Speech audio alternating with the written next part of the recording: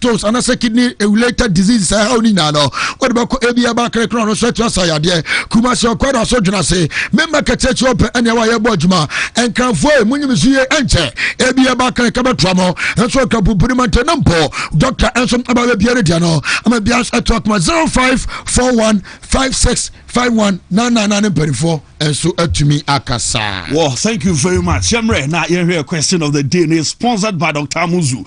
The Penny's doctor no say and the Amuzu P infection said draw your bar utieme ayan kebi utate ewase hona and shem crying or the Amuzu P and nobody was mama and I feel so bama I want discharging my yellowish be now so boxer shorts mo 10 time hard G Nina no Amuzu P what draw your beer and no Amuzu P were German so man you move a beer over Fabia no so Dr. Amuzu Adruna Ubena be atona fenuma koye as the am now back to the question of the day yeri na fieni komo and the question Bernard Dr. Amuzu said yemisao and is centered on the UEFA Champions League Budapest and then you and I say we are so yes will it be Arsenal first or back to back for Paris Saint-Germain? Yebusa sebe Arsenal first timer or winning Champions League and I say and the PSG for one ebe back to back Champions League abako semu Champions League obi aniwa wajibi fufuro wajibi asa to aso ebi si da eje na kwa the other na records nsem Madrid ye say Madrid na new okay winner okay the Madrid for no magia no mbejito but I say new club agit say the PSG in the last year no asa be defending the bin see that in the omo be ya o my record Arsenal so the first time ono Charlie record day you go na a branch and di ade Kofi Collins aka Pram president ono e NKZ as Arsenal all the way and ono say Arsenal all the way to Pram president and at this way and so team da Kofi Collins ono e Arsenal fan ono the message we aba afena na your cast and say back to back for PSG and o dia ba fei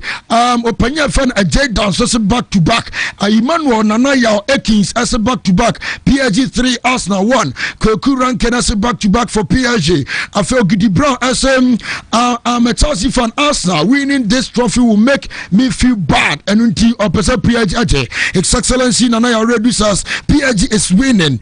Young state and so say Arsenal will win. Root boy and so say PSG is winning today 2-0. And also Adiaba, mom's only son as may the best win. And Adiaba Obi Benin BA Musa GH as a back to back. Oscar Ventures as a back to back. Kirku Ayasak as a Arsenal all the way. Samson of Frederick Apia and so say Arsenal all the way. Benji Fancy Savia he says approve for why they will lose. Why they lose? Official Kofi Parker and some as for the first time for the Gunners and Odiaba. But we said Dennis Aya Amayao and some I said the Gunners all the way. Diago what the finesse of Brekum and on some at Midiaba Suleiman Adams as PSG is winning it back to back and Suleimana and some at me Adiaba Fay I had this and a disco and so the finesse of Kumsado Base what I'm also monitor program then there just an also 8 o'clock come up and I'm also to South Shaolin. If you Bantama North Central so yes Solen so say monitor so no dendendia and answer to kakra if you answer to me majority tied no that's it okay I'm Rasway now yan share ha ka also stream na see now can as a post okay mama share stream na see or in Richard say Arsenal first time won be far the boy as a Arsenal 1 goal more fire Isaac Guadi say Arsenal all stone yan to boy and my woman and I got Gideon as Arsenal all the way Joseph Nomu as a PSG Walker Jack say back to back for Paris Saint-Germain we don't want any noise Yate Amiao Edmond say I feel Arsenal will nick it at this time. Okay, and no I do the other. Okay, when so I Jinkwa Francis from Takwa Arsenal 3 PSG 1 Akowa Benjamin as Arsenal all the way. Patrick Afelewa as Arsenal all the way. Lukman Issa as Arsenal all the way. Anchi Collins Arsenal 3-1 and Umbefa and as Jerry Jackson as Supremo. I'm Chelsea fan but Arsenal way as Omoji Arsenal Arsenal Ken. So Arsenal is winning today all the way from Techiman. And dear free Abdul Sharif. Say good morning. Anna Sharif Abdul. And some day Amenano pay Jasu Budapest and Montensu and Assam go to Accra. Nana Kwesi. Labo Christian as a 2-1 against Arsenal and what them about Richoko GH as a Arsenal all the way Richoko messenger one Adiaban Dominic Bimpon watching the show live from Tadi. Greetings to my family in a Kumase a PSG a win and also a day by a Ghana for Adrian B and you're doing some no and the Anthony Masha from Afumem. I'm fully supporting Arsenal to win. Yate as about Arsenal and the anope dear we see mame halal and anope dear we see unemu ewo kodie more ho big yard umujinam awumu at the monitor yendrume dia and asem 29 now yama good morning na say bibia bokodie oh chama bibia fine baby you cool bibia she fine pa say kwan mu ya da ya mamin you know bet no ho nti yem famra enwe di 10 and what 10 was a hit jack nti we ya last hour yes essentially ya property good no mu wi as here dey Tishom Zao ndiwe tedie get last 80 ya nhwe ne yamfa wemra enu 10 no na da so no 10 oz and da so no 9.50 aras 10 oz and nediem ni famude BW59 654 EEA 11 oz no the atwas BW59 657 224 10 oz the atwas 9 BW59 655 593 and also enkron abanon kron no BW59 655 AB3 7 oz no the chat will cry 6 BW59 655 EE5 and also a 6 oz nti yen oz no and ya promo e di agu achi no fakaka to achi branch no so atwa ye kon no ma ne da so pa chama chama mu company dey TT air condition masa we aduma TT ma bomb fully nyanya o studio apa TT na mi sham wa ade fa ti enko foreign re yan fa foreign and to aso ayi Wontumi 101.3 Wontumi TV foreign news amnesty na also panyini bi wo Apostles Continuation Church Chronom. Okay. Your friend Pastor Eric.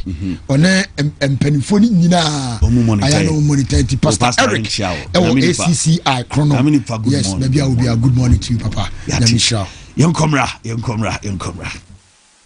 Angwa juma no you nyame wo hoda se uji didia obeya juma ansachre ni no you nyame wo hoda se uji didia obeya juma ye bompaye shamachi Israel Yehovah Elahenu Yehovah Ekad we ahata et Yehovah Elohika bika luvika uvika naveshika uvika meyodika tode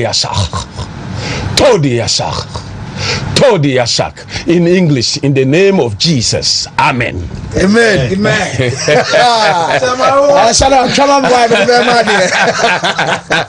Capo Capo chairman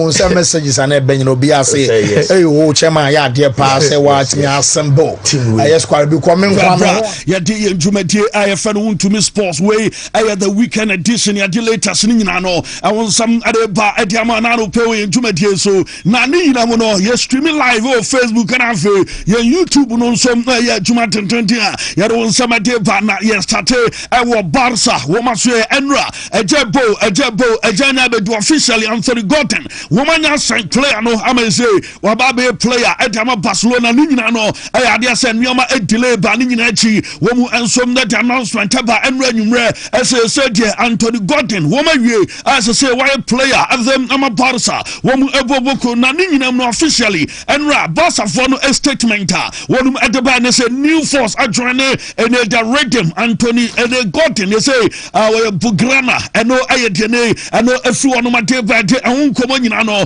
enso mmadeba ne contract akoda no sign adema team e fa no Barca ebe run to 2031 eno dwumadi akoda yi enso ebe koso edi ade ama Barcelona ebobo kontani nyina echi no enra ono nso awie ebon komo kakra na signing for team no enra announcement no a delay na de odi to da nyina ne say enra one ne family no na omo bezi one hotel eno enso awo Catalan Cromo ni nyina ne say time na say announcement ni ade enso ne ba no omo finalize do no enwa ma kakre enchina ne family members ewo hotel na omo twa movement na kudai enso na twense nyame ya doma wono eba be Barcelona player no eno ebemu eno yankoma eno efu no ma de be do nsam ni nyina no ade bo wie ye ano ase ye ka wi ase one of the biggest clubs say wo wi ase a man for gidi as a club ne so a che club bia Barcelona team no ana so entirani ajepa eso no enso adjoin one of the biggest clubs eno ewo wi ase eno Anthony Gordon nkoma what you do say on the coach your friend Hans Flick awano aye coach adema ene Barca eboboko ni din nkoma na wase assurance manager ne demand is masa board ye ka bola unim bo na ewiase ye kan koda wo mu image eba and say this current generation wo mu unim board bo wo mu enso eni madwuma ne ya we number 1 enti wase manager na assurance wode ema ne kan bi ana ma wono enso natitu mu se ne wono enso beba aba be ya adwuma edi ama Barca eboboko no na ni nyina mu no akora ne to do say a dream comes true at the mano because Dayaso obia odijuma ewo wiasem say we ensem troni say we footballer we business partner debiano o gidie say dey obese usia big business and the takum foi now no mo dijuma ba bia we adwuma bia no o one vision and one dream say dey obe pre akosoro afro ladana from beginning now obe fro akosoro am ye say ne won so adusuro bi na ni ajem say ne wono enso a player at the Barca na yebetie Anthony Gordon nkoma wodi ye first day at the Barca ene nkoma wodi ene say ne na ni je ene ne die so say obesha Barca wo mu agency yentie no biggest club on the planet. As soon as I knew Barca was a serious option, there was never any question. I always wanted Barca. Barca, like I said then, is the biggest club on the planet. It's the stuff I dreamed of as a child. It really is a dream come true. Everything, like I said, as a kid, to play for Barcelona is the biggest dream possible. It's the biggest club on the planet. I know it comes with a lot of responsibility, but like I said, I'm ready for this kind of challenge, ready for that responsibility. I know everybody, that the players in the past who've wore the shirts, it holds a lot of weight, but I'm ready. I'm excited for the challenge. See, I spoke with Hansi Flick. And then why you ready for challenger? And also notice was in a childhood was when you know dream Mr. Barca or was at the age of 3 years. And now Okachen was a me that Biano, me a footballer, Mabo Barca, etimono, ain't you taking inspiration from 3 years? Oh, and no starting saying one of them Mabo Barca and then that Diasui and so Abem at the Amana Giokan, you know, and so we're very excited, sir, when the players meet to sell Lami Jama and after Rafinha mo ebesia kai and so abom ayanani jepa as a players a woman bobo we are say one mo ebesia kai and we nkoma what to do musan say born to say NBA will be said any Anthony Gordon NBA ye Lami Jama na ye Anthony Gordon na ye Rafinha mumi ansan why now born pass no and also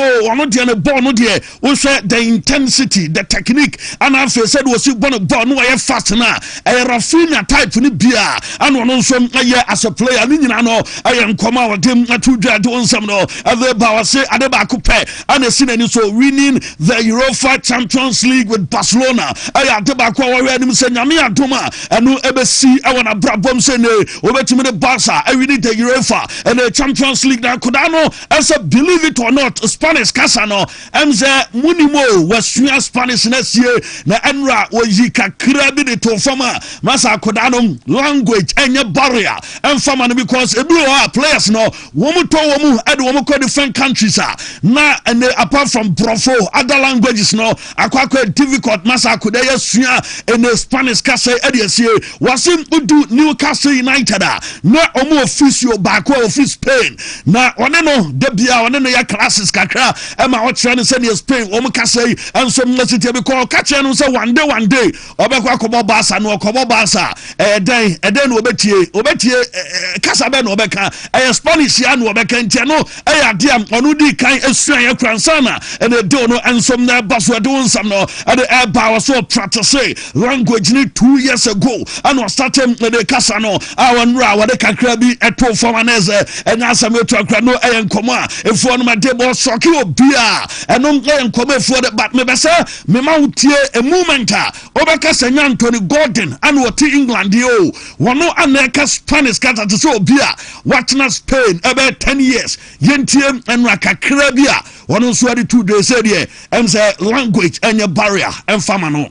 So it's been a long time since Barca didn't invest so much money in a new footballer. So how do you bear that responsibility that they paid almost 80 million euros a year? Estoy listo para este desafío. Soy muy consciente de la historia de este club y de los increíbles jugadores que han llevado esta camiseta. Estoy muy emocionado, estoy muy orgulloso de estar aquí. Es un sueño.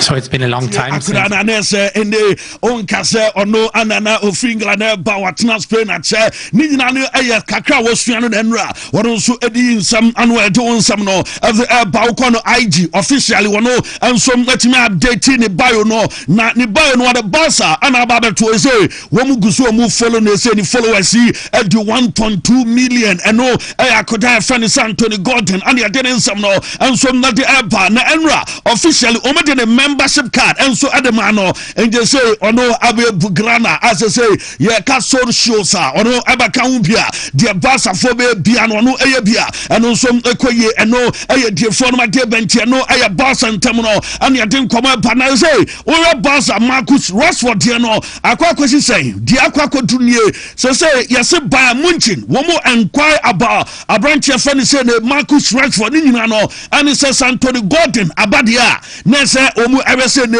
ekwambia so omu hwe se Barca for ebe wan wada o because me enquire from Man U to Barcelona SNA abranche friend Marcus Rashford no womu ebenya no because say as a Barca for na relax on a branch here your friend say Marcus Rashford no enkoma efo no madeba na Bernardo Silva dan wono so Spain obeko akodini juma na dietene sem either Barca and as Atletico and as say woman ya bra womu efe na reporter man is Atletico ne Barca for nyina no womu edomu proposal ama agent your friend Jorge Mendes no ana RSN nyoma betima koye na mo Barca push no diamentem ne is Atletico for womu built at that table no so na mo diamentem is in the few hours a day ni mo Barca ebe make a decision on player your friend is Bernardo Silva and reporter and also Basika Semi say ne obetem nyoma so na fe Barca team no and so metima sign nyina no in a few hours edi animu and yabate news ebe fi o and so ngade apa na diamante and so ngane Barca where biem no me te say Julian Alvarez say yes second bid on away echo to say around 135 million euros ne die yes Barca from epese wo mu negotiate na echo in variables and on the free and so at the air Manchester Deco and after agent at the Julian Alvarez your friend Juan Lopez omu eguswan omu did in koma omu transfer don it him say o me say omu close door and sana World Cup no and so na do as say omu eguso Barca push don and asame to Di Maria edikan amo update about player in move to Barca who enter one and ya demo na pay e ntuma die so mame Ryan Sterling nearly come reporter man say omu arrest Ryan Sterling omu transfer a suspicion of drug driving and omu ade ache Ryan Sterling ya do some ni nyina no enso mate bente se me ka say wonu as police custody eno aye rhyme stalin enkomo ani adeba na obama me abrante Quincy promiser wono so ne me ka say wo mache no awo Netherlands mountain so na reporter eba ne so mo so a dealer na the Dutch government akasa wo mo say akoda we dealing with cocaine say ene say adia ya fa ne say cocaine enom and so idea and say just a jadie ewo emonte so na say hu jadie etiamra ewo wiase afana ba bia na yaso nua aguso adija ewo tese suma say asika wanya enye sika geto na yase aban no the Dutch government no wo mo demand 8 million euros and a frequency wo ni nyina no say drug trafficking unua and so moye bi mo trust wa any between 29 and 33 million euros per block of cocaine. No yasa moi omo dealing no yaka a block of cocaine winning. Na yasa blocks no wa dealing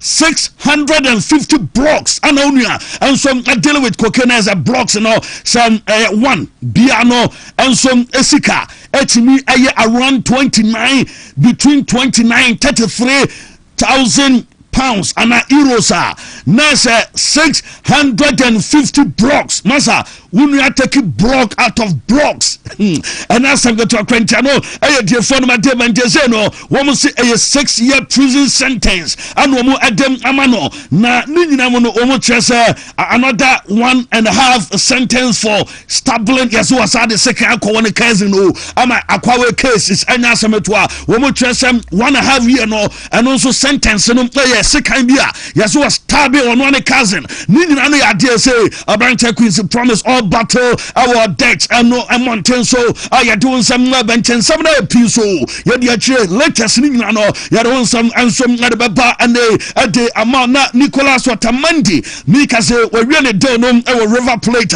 say we a River Plate one player Nicholas Watamandi and you I say on some sign it do na ya doing some Madrid team no yes say omuguso maintain interest one more Ibrahim Konate emu na Ibrahim Konate ni anim say kambia Madrid for you na diama sameje in a story way Jose Mourinho and asa Jose Mourinho and mama jedie na Mourinho Jones on ya tuntum for the defenders wo mu ball kika and adwuma enti Metesa Madrid for no woman interest sorry on Ibrahim Konate no na trust NBA no cressa Jose in a player na one and some pentom guso a woman edin komo contract ne de Mourinho anya sign awie acha se ne overboard jumade ama Real Madrid eboboko nemom reporter banis officially announcement ebaba after say woman aya presidential election and some awie na komo ne de woman see akoso a ama Mourinho di bi atoto empanifo anim players so mo ba ene wo mu a ene wo kwan se ne wo mu eba ne nyina no ade se Mourinho adisan komo enso mo de adura chia no Jose Mourinho ani ade ne nsama de ba na Madrid team no eno a club president ye friend the Don Florentino Perez say we a contender we a candidate adema Real Madrid wo mu enso the presidential race eno ekoso enra ewo Di Stefano Stadium wo mu ekowe Castilla game wo mu ba Madrid nkoda no abo match enra Don Florentino and the Paris Secretary so no and some the quiet Jumadian Kama I don't some but now him say Florentino Perez I can answer me Obama me Casemiro say elections are banum or the support ama and the papa your friend is saying Don Florentino Perez I know I am come across Enra and one a posting manager and as a presidoa was or the support and so at the Emma Florentino Perez you don't some Banyasi Jose and as a Jose Mourinho no yes and commander Kosua amosi Nico Paris Nico player no bokomo no yes Jose say mama kodanimra enti after presidential election omu wia Jose Mourinho banom on Nico Paris and baba na fomo abedi tumade ama Barca ebo anasa Real Madrid team na ya don some deba na say and the Forbes omo release the most valuable club football club ewo area say na Forbes one on say omo de ya can credible and the tabulator womo ensom na ɛyɛ credible wɔn ɛyɛ start ɛde amanfoɔ jituma ɛna efɔfoɔ no wɔn yɛ adeɛ paa na sɛ wɔn si Real Madrid team no ɛyɛ $9.5 billion ana Real Madrid team no value ɛnso ɛyɛ Barca team no ɛyɛ $7.5 billion ana Barca ɛwɔ sɛ Manchester United ɛyɛ $7.2 billion ana Manchester United wɔn ɛwɔ ana afɛm wɔhwɛ ɛna Liverpool wɔn value ɛnso ɛyɛ ne $6.2 billion ana Liverpool ɛnso ne team no ɛnso ɛvalue adu PSG ɛyɛ $5.8 billion, Bayern Munich ɛyɛ $5.7 billion, Man City ɛyɛ $5.5 billion, Arsenal ɛyɛ $5.4 billion, Chelsea ɛyɛ $4.2 billion, and after Tottenham for Yankomu wɔn value ɛyɛ $3 billion, ɛno ɛyɛ defrio, and some na debantu sɛ deɛ ɛne value no tia ohwehwɛ ma obehun. And the Messinum Inter Miami $1.35 billion. And we and some never take our down. You don't some that the Emanado pay away in 2 years. So now Brahim Diaz says, what do Morocco, Womoso Campa, what reporter and no Brahim Diaz, Madrid player, no, and I reporter our Morocco, Womo and some the Campa, I want some no, and the Eba OGC Nice and Ra, Womo and so I survive relegation after say, Womo atrocious Saint Etienne 4-1. Our playoff, our boy, and to make us say, OGC for woman and some retaining our league in the man. You're doing some about playoff and some the Quinte French League, woman and so etina survive abra and not playoff and some the Kosua. You're doing some about Clement for team no woman so womaton at the American company. I am from Franco American investors. Woman and they say Clement Fort Eboboko no woman our France were doing some no and some Matemanado pay our France make us a PSG woman rapper in the France national team no and after France mining na efe tower no enye enra womu alike tower no na watch se ne ekronum ewo Paris na nya sabeto akra na omo the PSG colors ana ene womu the light sa in the tower no anu ashepa na se PSG fue ya rese de niama ebesi akọ ene ede ya bro mo represent in my France our Champions League koso ewo Budapest Mountain so na ene Champions League e ba so no ya enipa womu behwe Champions League no eye 920 million ewiase babia 920 million enene wonum ebe monitor masa na some times okay ti dwana nu na na me de call 4 pm na wan masa womu chese Asian market no wonum epesem omu dominate the Asian market no e kan bi and omu the Champions League no aba ewia 4 pm na mom eye 920 million ewiase afana babia wo bia be connect and then the phone womu mehwe e TV babia commentary babia enso nabetimi akoso na me adoma na day and ya do some no enso ngade ma na unim say mama time say ya kan world champion a PSG mama PSG team na nra abro mo bedu Budapest babia ya kobo game no arena ho enra PSG team bus e bedu ni panie masa aha na Champions League final no e be ba so PSG bus enra our training enumre no anie na say world champions our Budapest anie Paris Saint-Germain and Empire and so be try to PSG one be doing supporters and run omo twa omo and man so so kama na mama tama Ballon d'Or winner and no aye wan Ousmane Dembele ewo in the Puskas Arena na Dembele enra na say ayesam and gaga kakra and some Dembele and some unnecessary senior player onim bobo and I was enra ewo Budapest na enya some to Puskas Arena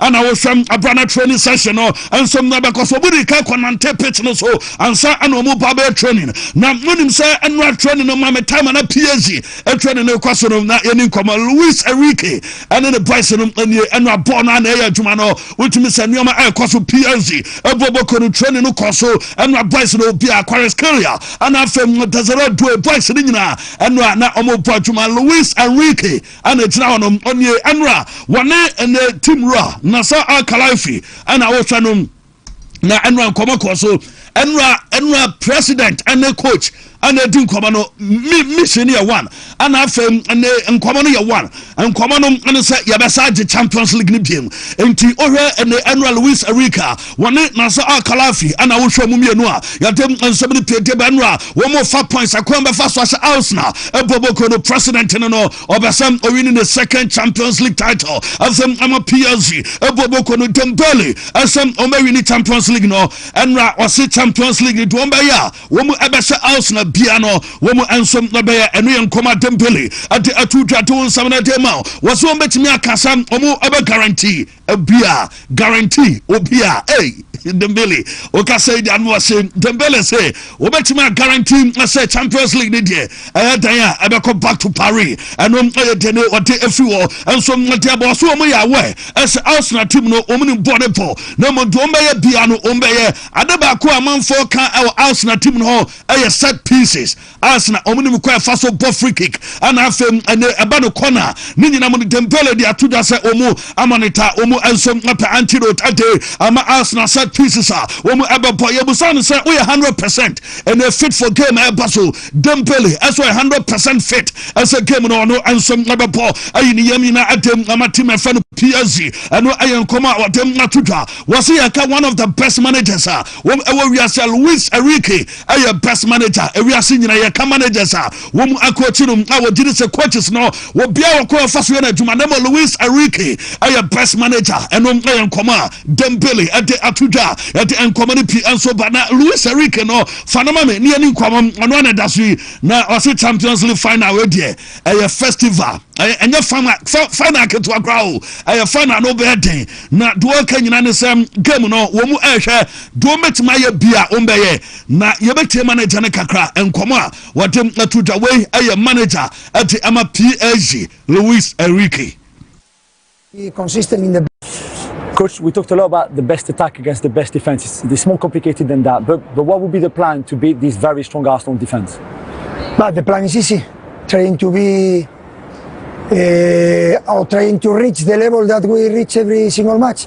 To win a title, to win a match, you need to be consistent in the both sides of the play, and we try to defend the best way we can, and we try to attack the best way we could. The team seems always fearless in the big games, especially. How do you coach the players to be so brave in finals like we saw last year, or even in the semi-finals and things like that? Well, it's the best matches are the more important matches, and when you play a final, Champions League final, second time in a row, and you have the possibility to win again the trophy and continue to making history in Paris, I think it's the best motivation that a player can have, that a team can have, and that's our goal. This project manager the Atuja PSG manager friend Luis Enrique and a desankome at the Atuja legends and Enra womo and some that by na prediction of course mame and Xavi prediction no any Xavi say we say 3-1 B ebetimi akọ in favor of PSG and no ayen command Xavi at the Atuja former and a legend as Emma Barcelona and what way and some to the former player no former coach na Danfo and Luis Enrique entire Oba predicted as the PSG will na 3-1 victory as the PSG na mame NBA superstar Giannis Antetokounmpo and so Edienye was him I will say Arsenal ever win 2-1 against Paris Saint-Germain and no NBA star and some prediction what they abaman fogusua what predicted I don't some no at the mame and the PSG for one stands and there baby omo supporters abetna our stadium or Yera studio na asem de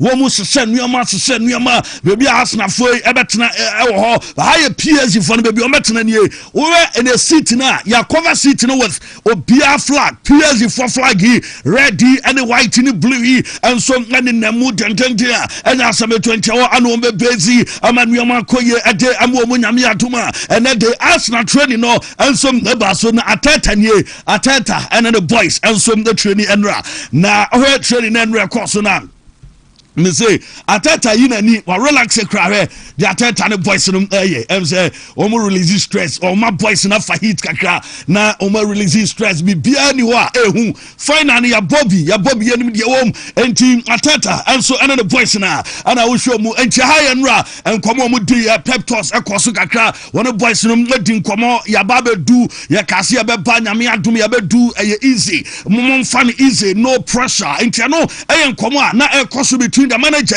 and some nane boys no adwumadia ano ekoso Declan Rice enra wono enso enwa Thierry Henry by legend as the ama Arsenal say omudi omaye bi a prayer say ne enka ometimi age and the Champions League bi adama Arsenal womentimi general another Declan Rice do moment na Thierry Henry a friend was a bra na obusan nsamba akomienu bi training de o game num ene de say omu aye intelligence wo ma betai wo nkofo achi anioma aye kama Bukayo Saka enso ebai na the goat against the superstar enti Bukayo Saka so ene ni legend na say ne boss no aye Thierry Henry omu so shai na ono ni tinkomo ma omu say o hage kama nti hano hage no ana o say money yo mo ba be do Budapest here we come entuma no be start it na no aye Thierry Henry ana fe wone abranche Bukayo Saka ani atene nkomo no enso ngade ba supporters wo mu bai no supporters ne bai and one be monitor training no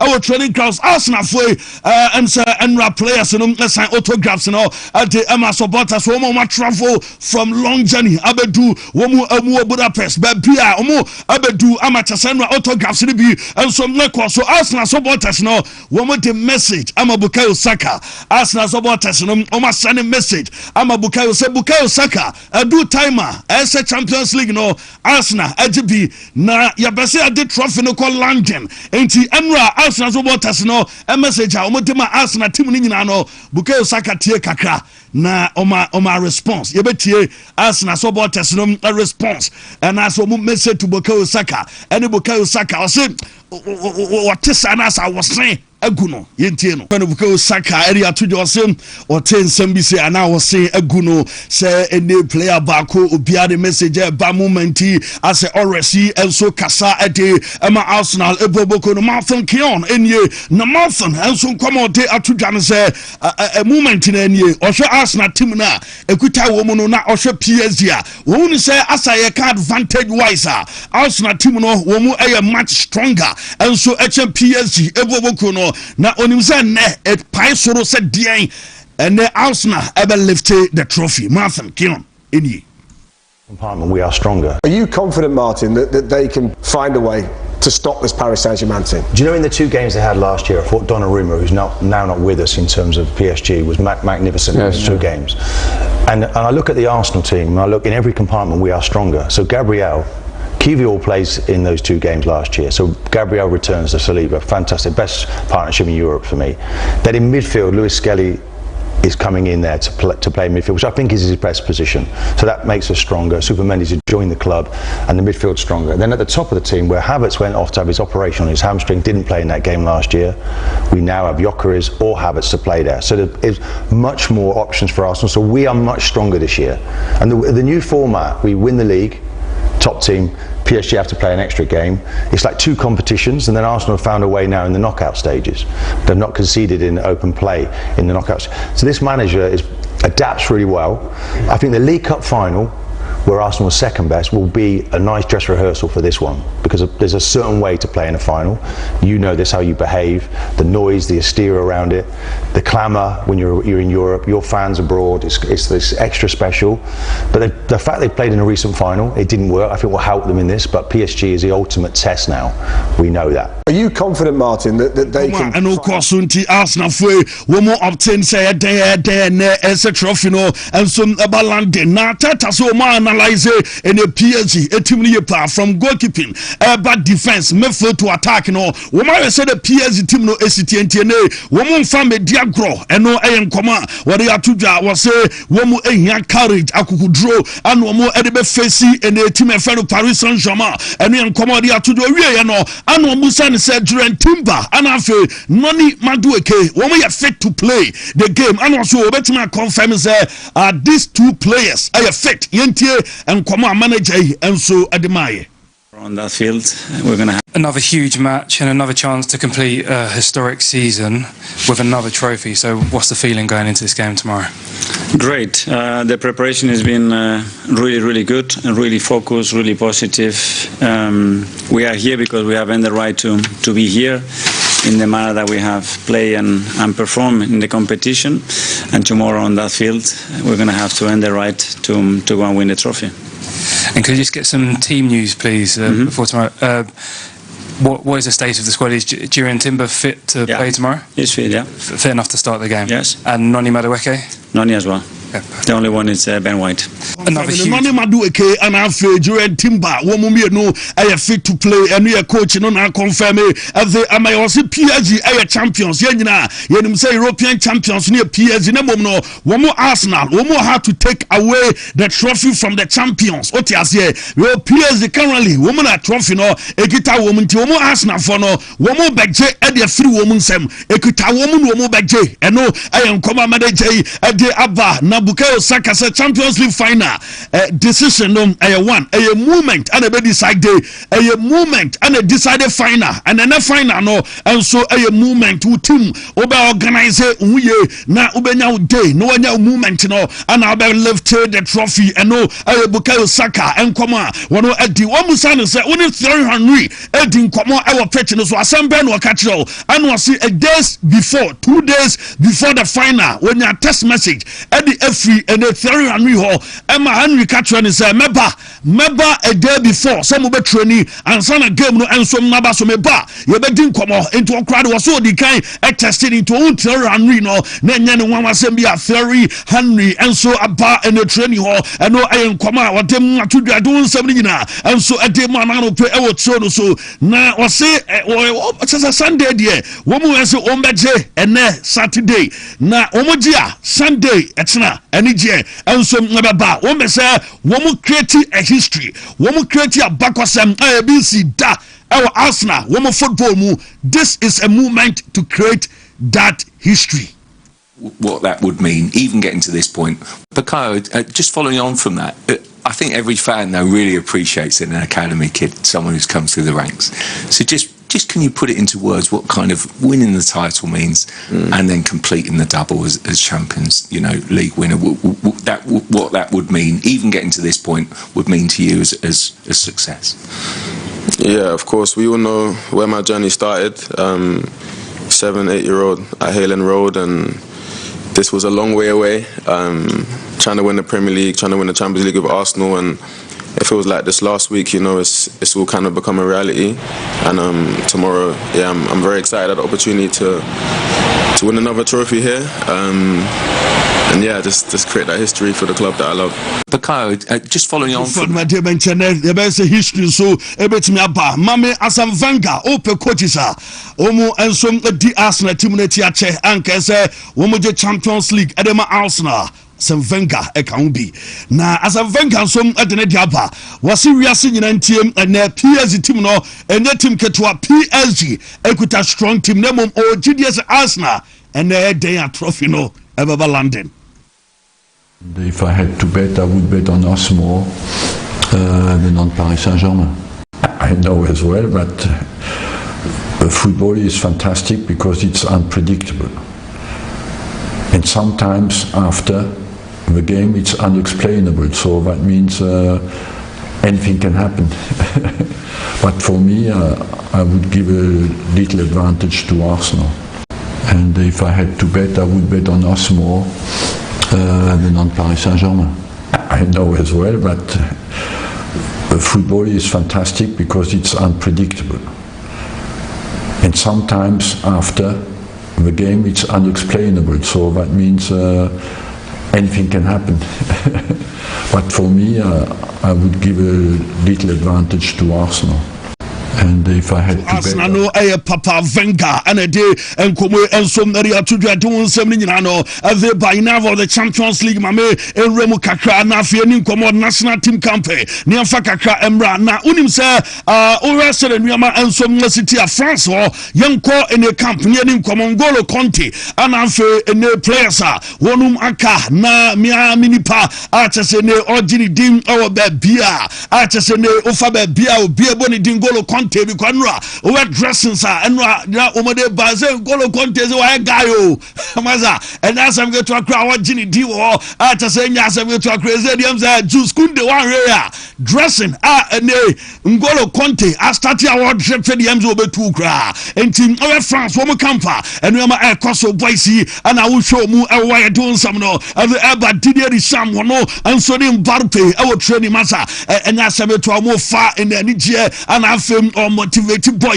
our company and we ACC our Madrid no boy no Madrid coach and as a France coach in the best Samuel Manina no a free na dream until Nyama ekoso I doing some deba Marcus Thuram our training and Michael Olise on say Olise I want a ritual beer I tire our pictures so before game was Olise no aso katana no kakra no de na akotwi pitch no so na PA and Olise be gina group ama yuzua obe kom suma infana obe dan oni e boni shire na as goals ne de o ya assist ne ade a na nyina mu na training udu onoma France wo mu training no ana de Marcus Thuram enso na ye o atase mu imitate no ha o training grounds ya don sama bo wie ya na ze boys da form mu sereness ani jene nyama ekosom o training o ade Emma France I do some no ade Baudu in the Brozola woman so agusom na training mame Brozo na yanko camp boys ni nie woman so agusom mu edija a training no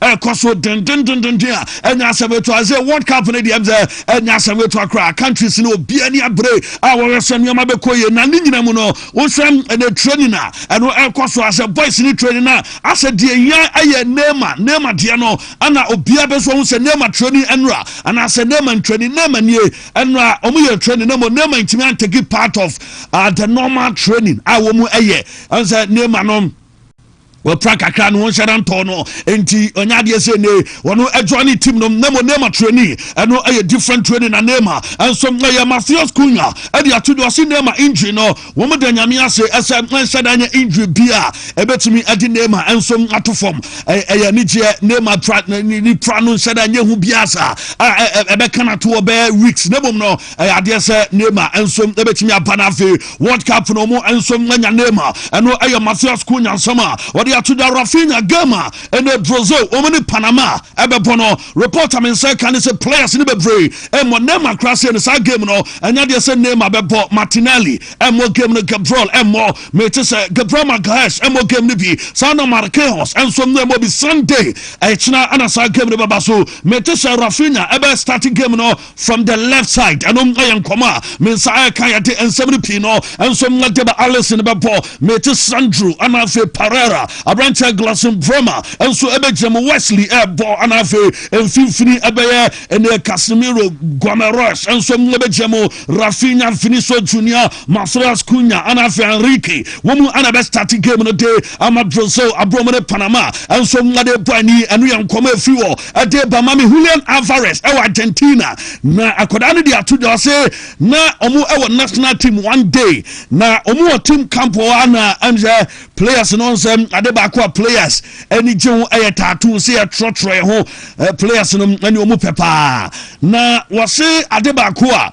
we realize ye ehu ye a obi twen adwensi so ani sem na ono nko the only player ana on tron ho onye tattoo emfanto ne body ho e wo campo na oso hu san eye no waye pa na ade a ema wono on tron ne body e ho ye one woso so anon ne papa ye obi a otuwo mufo na ne papa ye different person kra o ka kire ni say o ya bofa na wunyini a no cigarette man twi cigarette on sa de no man twi man tro tattoo enwu ho ana afi no alcohol man korensa sanwoma miensan uje na utum se obabobra na umfa cigarette enka life ho onfa alcohol enka ho na won trotro ho a wobanyina chapa wose ne papa no ane ne disankomo no eno ka ho bi ana inspire na adina bedu this level our no Julian Alvarez as of now enka wanye sika den wontimi nye players yo mu trotro mu ayahia Chroma Grazeja La Pass foi mo na wo mu ni bie wo mu tro ana me bo so mu tro na ono ana entimi tro no ho ade ba ko papa na futuo ana amene ono nso ngina bebi ogina ya ya do nsama ba Argentina me te say 18 players o me fly together from Argentina na wo mo de wo mani enso ngatre Kansas US of A ana wo mo wese ne wo mu enso eko national team na afro makọ campaign na o ma wese nuama ebeko players a wo mu ebe fly no Molina ana afe Abranche Romero nom ana afe Otamendi Tagliafico nom Palacio nom Nico Gonzalez ana afe Simeone Giuliani ana afe Nico Pass nom Almalda players in Enzo Fernandez Julian Alvarez ana afe Abranche Franco Lopez wo mu nyina ye players a wo mu ebe fly with 18 players wo mu ebe fly Argentina ate wo mani achire US of A don some no ate mba me te se Dibu Martinez Juan Moruso Lizardo Martinez Facundo Mediana Rodrigo Di Paul Alexa ana Lautaro Martinez Leo Messi omina ebe join team ne separate no ayen command efu no madeba na unim se Ronaldo ne wife no Georgina Rodriguez ayobia of Argentina ana Ronaldo every Portugal na wife ana omusa ne ze World Cup no obe support o man bay because ukunu bomber Portugal ana o man a wo free mu ay Argentina ana oso no ay ade ba ko pe do be nie oso no de obi a World Cup no obe hwe bi pa na obe sa support Argentina na Argentina eye ni root oti ase ni childhood oso nyina Argentina ani atete no eltim yaka Argentine blood moja just say blood moja mu odu chenzo nyesa aha enti ono no adese ne Argentina won ofre Portugal ana ni kunum anso free or soft spot ade ma wo mu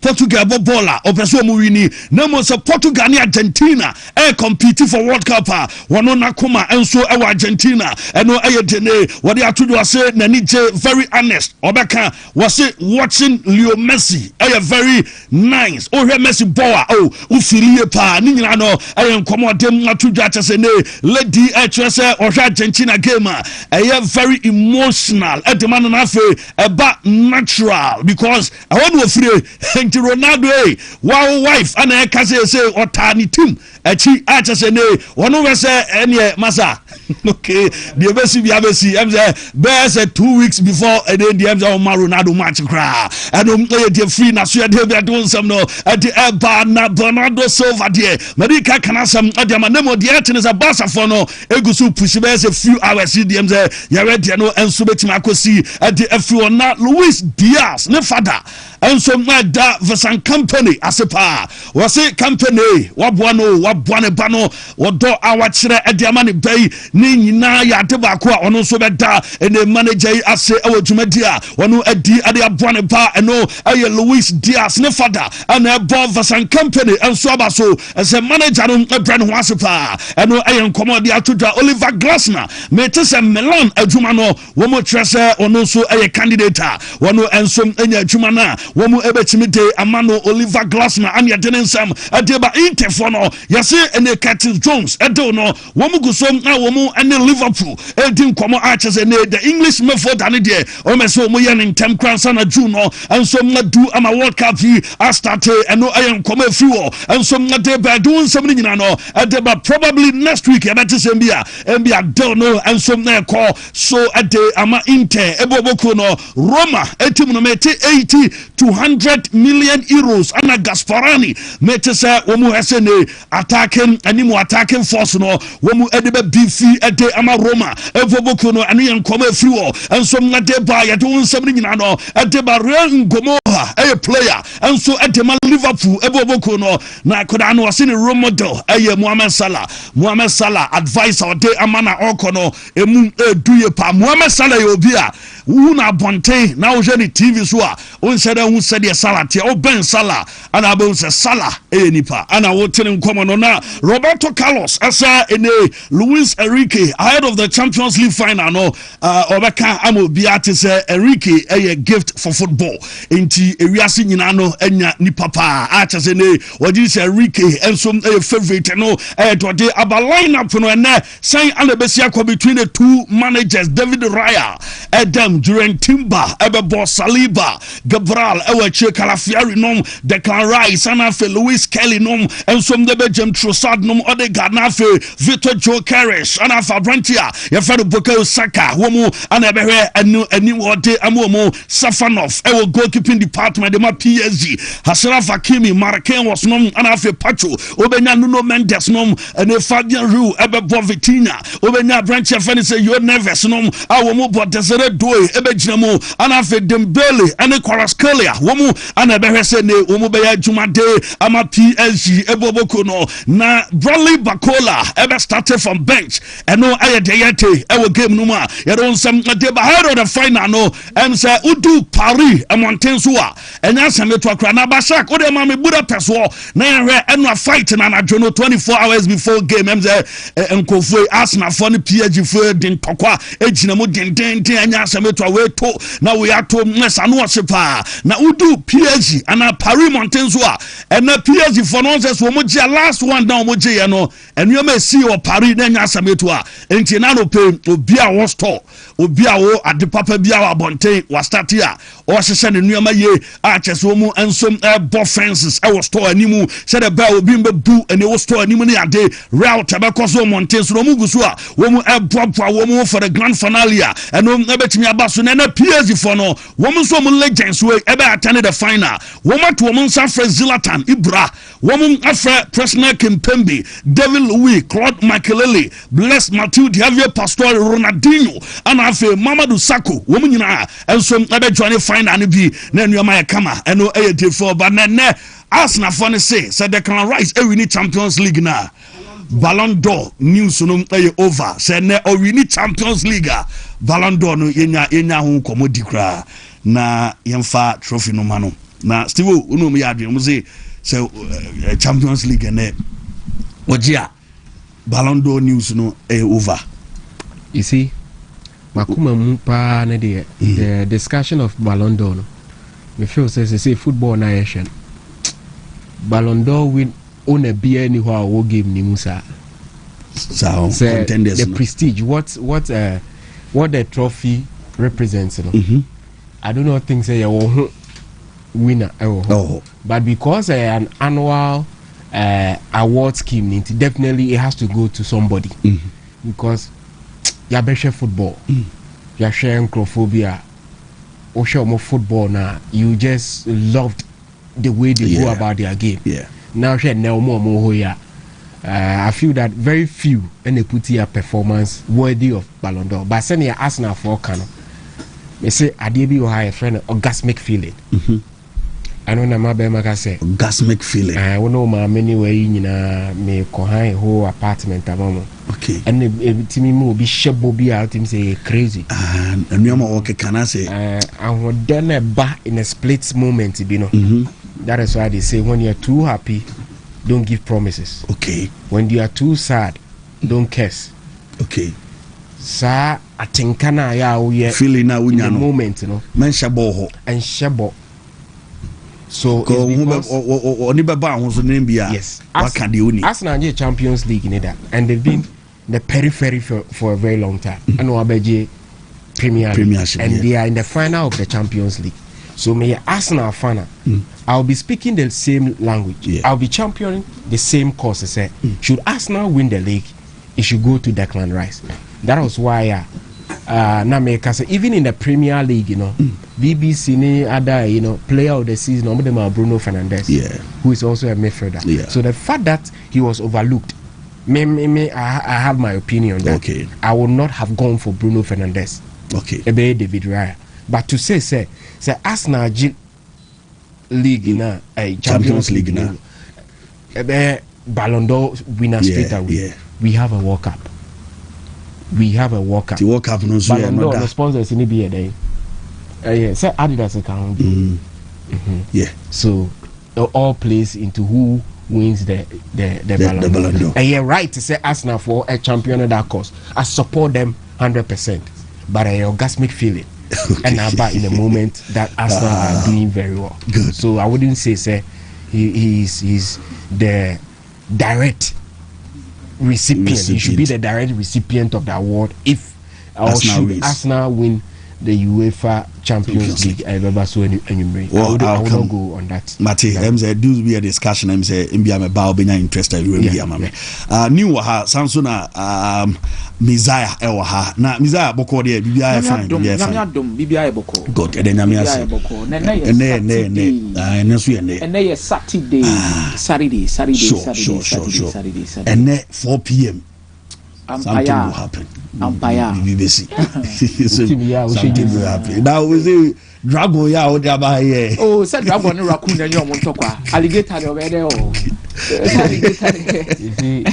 Man, can say man for munya kan wan eji anke man for munya. Oh, minimum there. I want to enjoy the journalism. Oh, no, I don't even have that.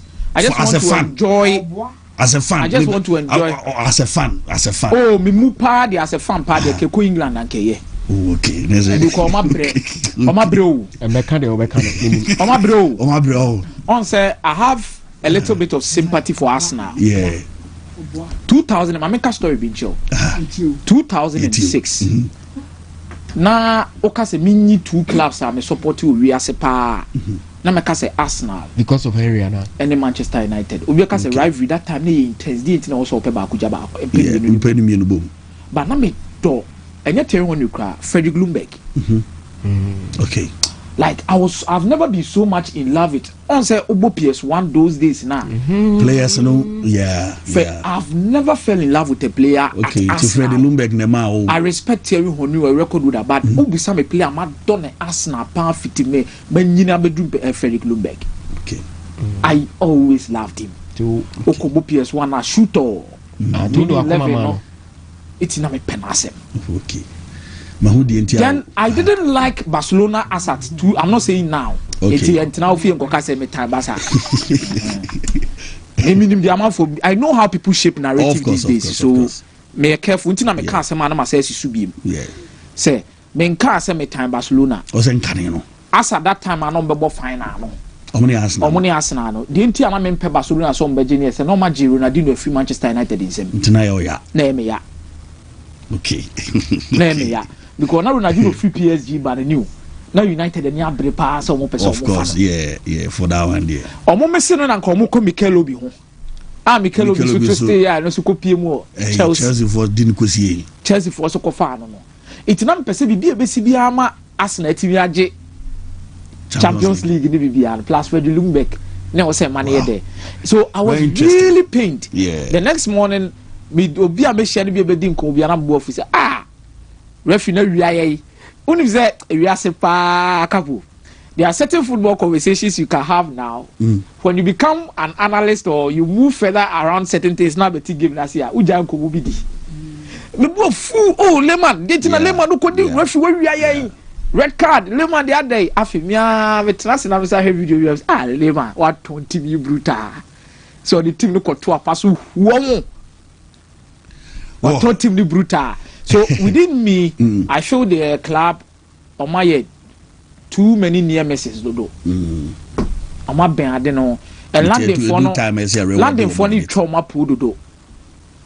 And now we are sorry now what European countries. So within me, I think if Arsenal should win it, there is no problem. But analysis in this one, we'll come and discuss where I believe. Okay, last hour now still so you are blessed this morning. Hey, sky be can see be show. Say sky the army uncle G in discussion the me can be what had that. Why? Former Blasters goalkeepers trainer. Okay.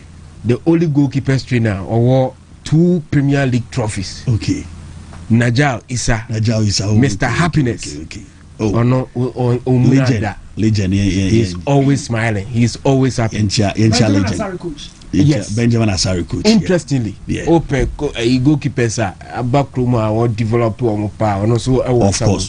Abanora Muna, Felisanan, Dan Lad, Ibrahim, One, Coach Joba, my fantastic job. Oh, legend in China. All the way from Wa. And what be a TV on the whole family. Monitor. Capo the Supremo. Mr. Happiness. Naja, Lisa.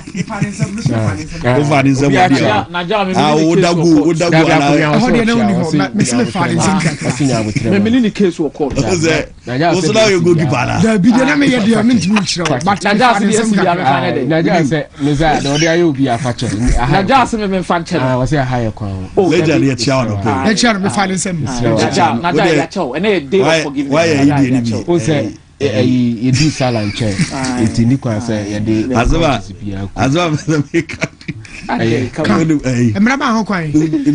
Freedom before the speech. After the speech, we can't guarantee your freedom. Kwakuna obakache ese no goalkeeper. Kwaku oko China no.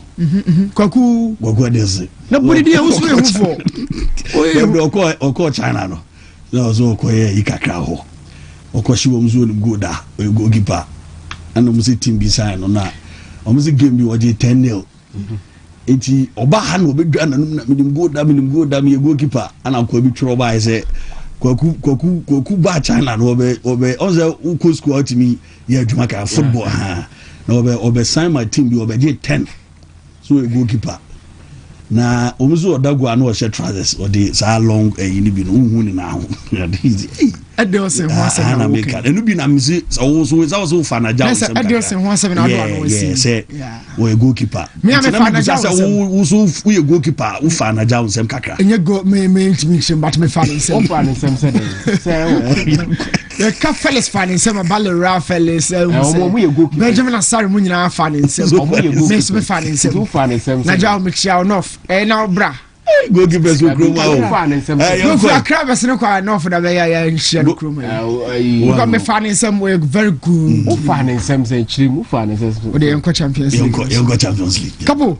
Okay. This day a day back Arsenal fans be brave. I'm a dream say Oba Drew. That we say. Yeah. Getting to the final of the Champions League, it's success in itself. It's success in itself, getting to the final of the Champions League. I mean, we've discussed football in its pedigree. From Division 2, Division 3, Division 1, Premier, no up in Ghana. Then you move outside the borders of Ghana. Now call Egypt. No one say league, size, the strength, quality, HNG. Egypt, no PSL. I feel if PSL, I don't know Jato, no ballroom, Europe. No one say, what do a sort of from? League be near Boha. But Capo Ecosron and not Essence. And until I make a choice, say, Arsenal fans and dream say, LW drama mobile do stage we say.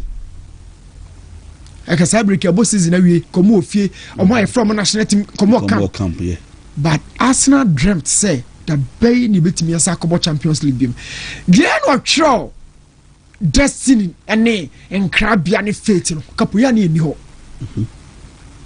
How and some season. So one Jina Coaching Pa won't tear a coin fast way, so. Yeah. So. And it's all Honobi Catcher say, oh, we are saying in a baby Chamuna, India, and the most richest, wealthiest country in the world. Because India. India. A catcher say India. At some point, they were the richest nation. A country as Mali was one of the greatest trade routes in the world. I want GD. I want a man some Musano Dinija. Yeah. And mere equa na epipanema said in Suato Nagatano. Ene. Not the name echo. 2006, 2026. If 2007, a country as far as almost 20 years, 2006 to 2026, 20 years, eh? You can't say, whoa, 2007, somebody approached us and knocked us on one train. 20 years later, we will be in another final. Because I chat the way so. Could be any new. I don't know because I say, oh, we lose the final last year because I say 20 years. 20 years, you'll be back to another final. Why are you so wicked? So when chance happens to you, don't expect that the next time you are getting it early. they have waited for 10 years. They are in another final. What do you say? To France 98, Russia 2018. France 98 final no. And I call 2006 Diana Zidane Konya record no manje. They had to wait Italy 2018 on another coincidence. 20 years. Oh, another coincidence, Capo. Now to understand this even further, France 98 Diana, and the power G game to see all the man France on the front of Zinedine Zidane, but now Henry started a game from bench. Stefan Guvac. Chasa Stefan Stefani Guvac on a leading France as a main striker. Couple, only say one shot to crank up. But France edge walk up no. Stefani Guvac Gugunidi on a leading France team no. Next Henry L bench. Stefani Guvac one shot and Kopomu. 2018 the France edge no. Olivier Giroud one shot crank up. 199 Edema France. And you be brain no, yeah, not a coincidence. Yeah, not a coincidence. Arsenal, on my bread no madru stage way. On my bread. David Dean, my former boss, on the fast and Wenger Juma. Now I can fat Johan Cruyff. Because at that time, Johan Cruyff now building a dream team. Top coaches, let deal. So we catch Dean say, no, there's one certain coach be honest, so you did so free Japan ever. Yeah, man, the benefit of the doubt. No engagement. So every picture Arsenal have drawn over the course of their history, as a Wenger, a Capo, as a Wenger seen China, who coach Bia a woman. We can talk about Johan Cruyff for Barca. We can talk about Van Gaal for Barca. We can talk about Bobby Robson for Barca, but you can equally talk about Pep Guardiola. But Arsenal, you know, Barca and Wenger, when you other top coaches in the world in common number brisa, and Mikel Arteta. Wababeji Premiership no be dia momo.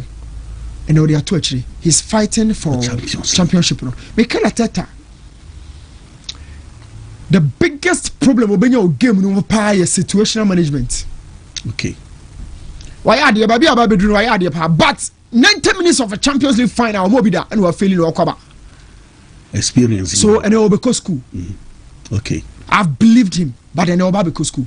A certain situation be so game otimi manager. You better take care of say what graduate come beyond the line. Okay. One of those situations area to Liverpool against Madrid at the time one Ramos a far more salansa boom in some wrestling. Game. Liverpool never came back because no more in our basket back home. Engine are breaking. You are playing against Madrid. Let's deal with one of the key guys in the team. Engine free. Boo salansa. Yeah. Make sure Champions League final. No, because I mean Ramos because minimum Ramos were El Clasico. Sure. Why you're bad? You know he is bad, but it's part of the game. Liverpool are responsible. Key member of the squad. Early part of the game. Now, watching preparation. One planning for situation. No, but what I say. Yeah. Throughout the week, Capo, see how do you move out of this situation? How do you move out of this trap and still fight on? Mikel Arteta and about justify so we coach and now we coach. Coach need my call in this war. It is the contest of coach and mechanism. Yeah, China Baba be a penny for the journey. And I am not trying to hack a crown or quasa said a club come by, because club come by. Until a moment in the bit in about level no. Honey, yeah. Honey, be seen no. What do you want a club come against Bayern with Dortmund? You remember? Yeah. 2013. Sure. Liverpool was come back. This school area couple. As a Wenger call final back I'm a view and not take one. Baby I be character drew no. I'm telling you. Vima when you are seeing a net opa one fa there a killing nerves and your team for no obedu touch la and uncle come was so kakra. It's a new experience. But how to overcome that situation no? Yeah. About defining who he wants to become next. Situation number 2, apart from critical injury to a major or key player, another point 2, the 2 Arsenal 2006. When in 2006, come on, Barca take and I said the other goal the count. Yeah, the card that can someone 2006. Na Arsenal I didn't know how to manage red card early in the game against PSG. Okay. Gabriel did record ya. Arsenal bed out back into the game. 1-on-1 situation be first 5 minutes. David Roy appear about committee error record. Soon. Why never next? But keep on opening the. Arsenal keep a clean sheet. First 5 minutes. 2006 it happened. Arsenal against Barcelona record got two keeper no. How are you coming back in the game? So situational management and Mikel Arteta. Hi. Your last born year law I take. Oh yeah, 4 years and I started some friend lawyer. No say new law no. Let me draw. Cancel. I said then we 4 years. You 4 years I didn't know we were fast still. No say Jamie draw jai. So Mikel Arteta G Premiership no. Yeah. You born baso. Why ya Capo. But there's a level after level. Akrana Kasem Beach Pep Guardiola or taxi him. Okay. Me who be that's a prophecy life for life Abamusa. Pep will tell taxi him no 10-year-old boy. No catch any say. Pep Guardiola. One more bay. We are going to win it all. Okay, and one more Pep answer so.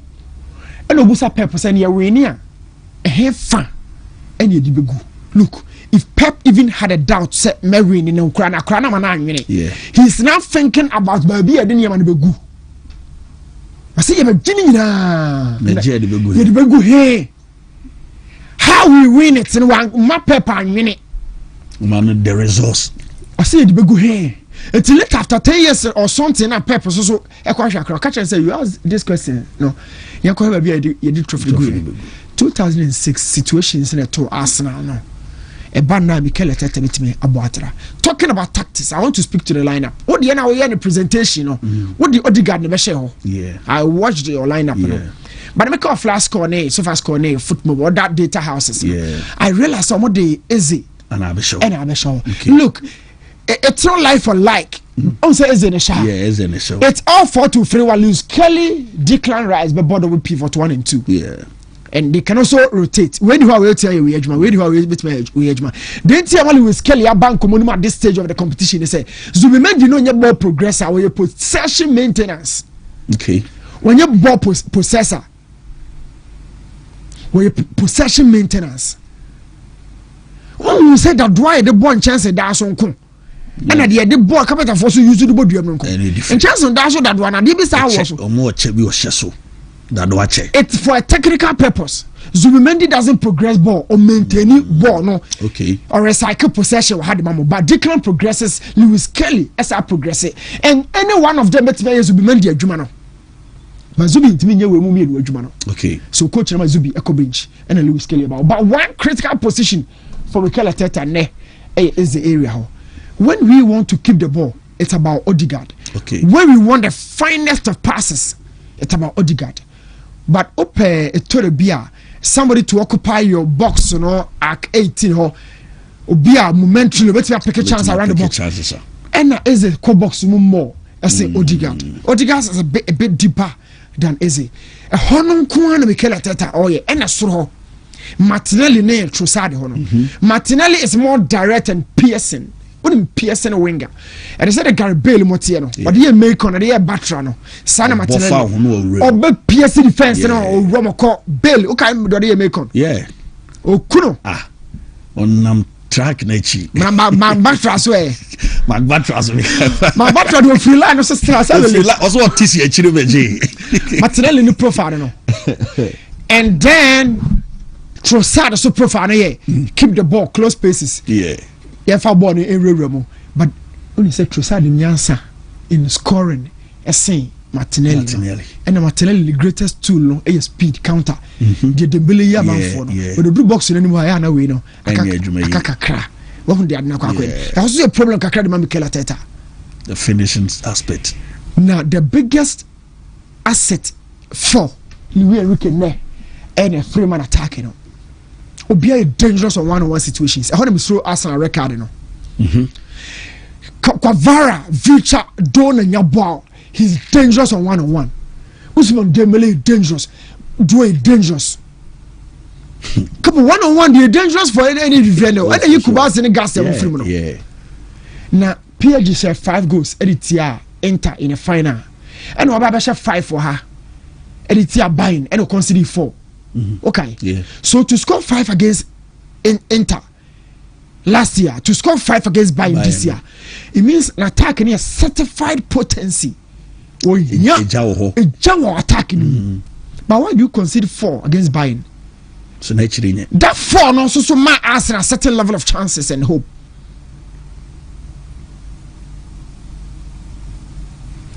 Let's say Enrique Junior said, "Mikel Arteta baby be food the money there. Be tricky situation the money pa. Omiem sa obeko sporadically. I said when onya ball no obeko onya unkra ball no beba fie. Okay.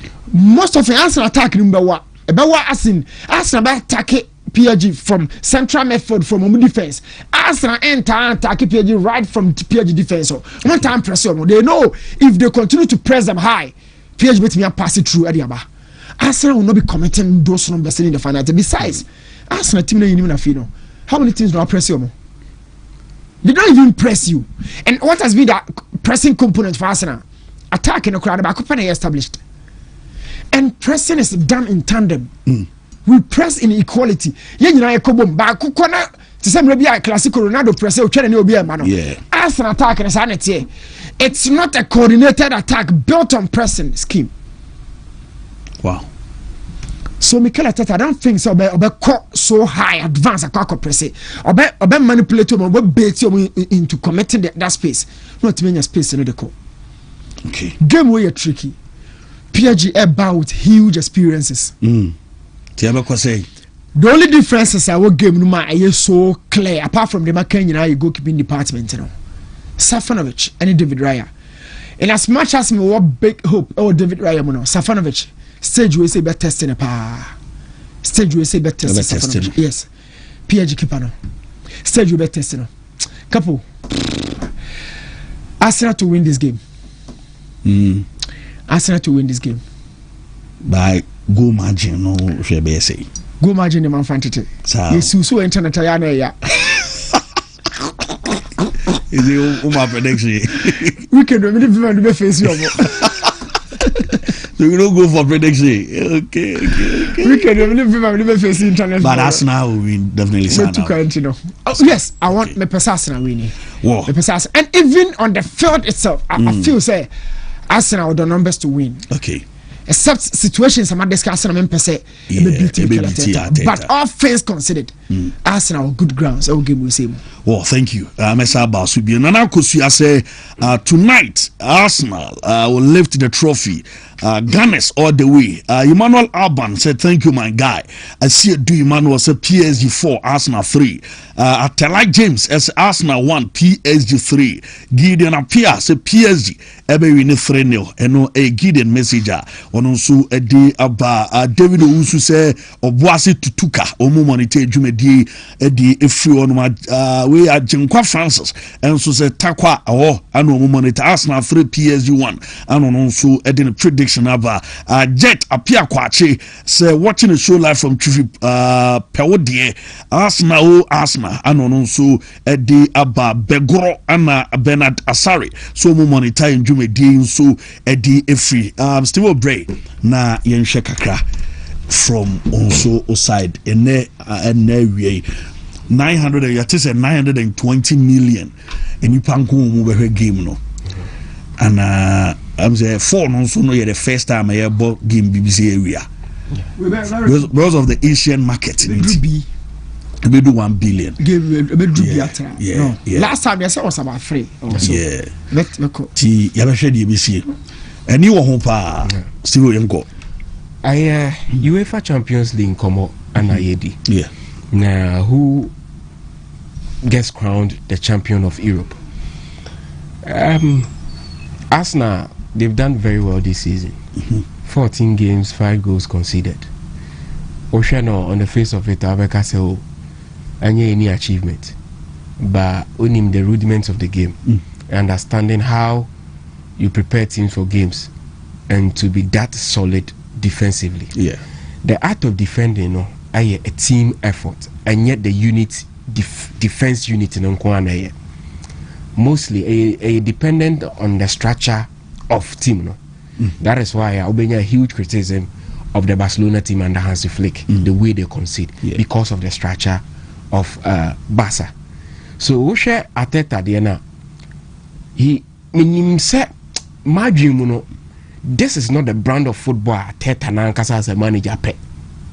Okay. Sana mihuno. Me feel said there's more to the game not than the witnessing this season. Okay.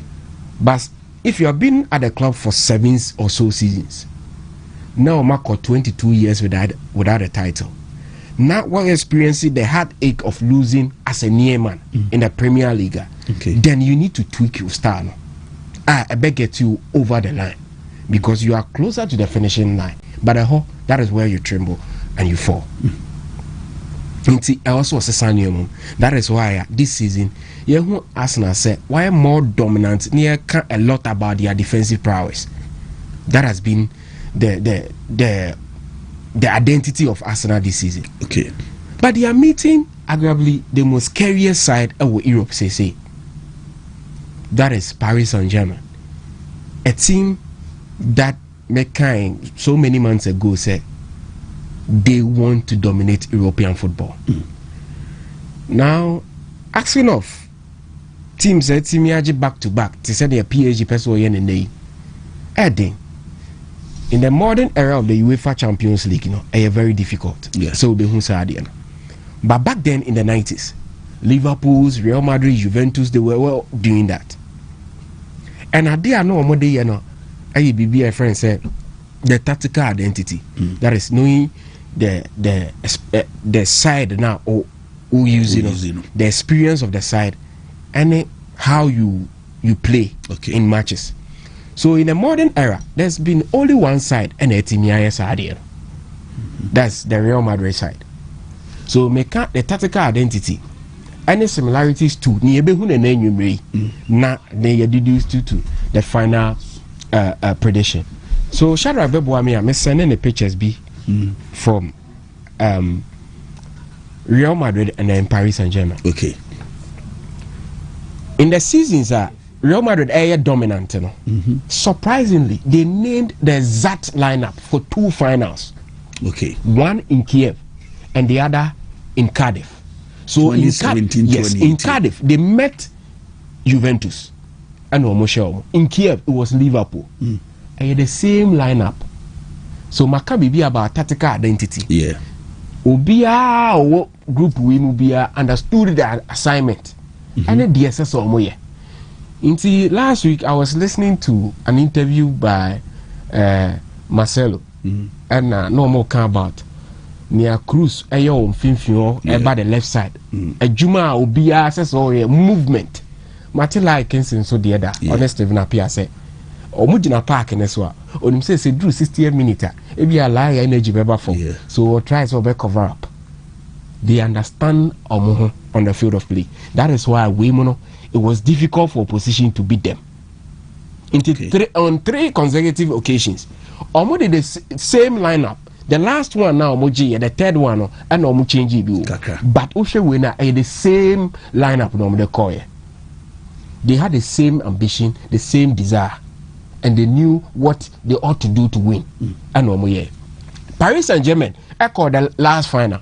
In fact, going into that final, no, meaning most pundits now ebe leaning towards Inter Milan win to sort of because Inter an experience with this competition and almost keep you almost quiet for a longer period. But Paris Saint-Germain a mere dress rehearsal in the final almost 5-0. Now, one thing about a PSG team, any potentially line up our two, so no, and then say there's only one player made the difference. One change in Omoyo. Yeah. So in the last final, we had Desiree Doué, Scalia, Dembele, Vitinha, the same team. The only change, Abaye Donnarumma on them. On them, yeah, goalkeeping department. And they are meeting Arsenal. You see, Arsenal team, I deploy tactics. Be said they will force you to either shoot from afar or go with their bodies. They are not Gary Cahill. I Chelsea some time ago. Sure. And they do that to perfection. The new thing I can about Arsenal's approach to tonight's game. That is how I see it. I'm more overcommitted. Because me sure an Arsenal team I be BM to say Bayern Munich BM na. Why not beat me and score the other? You see, and there are two Spanish coaches and I'm at each other. But the desire of Luis Enrique, no, too much. He wants to keep track with Pep Guardiola. Okay. They are from the same school. Okay. And they are doing well in the coaching job. About the best time. That is why they be criticizing Anna Slot and I say the style of Liverpool and Fede, he should stick to it. Okay. A winning formula. I bet me all the winning, so there was no need to say other than Sabaka this season. And into no many problems or many. The style of Paris Saint-Germain, a winning style. Direct football. They don't give you space to breathe. Arsenal are there in previous rounds. Go so much considering the chance. Indeed, to beat them, no, you need to work and work very hard. They are unbeaten in this competition. Sure. Until you don't take that for granted, it is going to be a very competitive game. But I see the PSG team as a team that has a lot of desire. I'm going to mean to me explain it with words. To win championship of such nature, Arsenal drew baby Odri because ultimately whoever or changing a bem in party game no. Yeah. PSG this season actually said the French Ligue 1 ain't a priority, even though they won the competition. That is why Omutimicho Dema LFP they say postpone games. Majority of players I bought in the PSG team, no, a lot of them enya the same minutes in the Ligue 1 last season as compared to this season. Most of them are now arrested for the UEFA Champions League. So that is a priority. And Arsenal will be meeting a team, almost share other teams. They will be meeting a team with a different dynamics and approach altogether. Because of the mobility of PSG's setup. They will be interchanging. Now PSG midfield and also a blend of the Barcelona team under Pep Guardiola and their own style. If you want them to retain the ball, Vitinha, João Neves, they are ready to do that. If you want them to go the ginger pressing, they will do. Quick counter, they are doing it.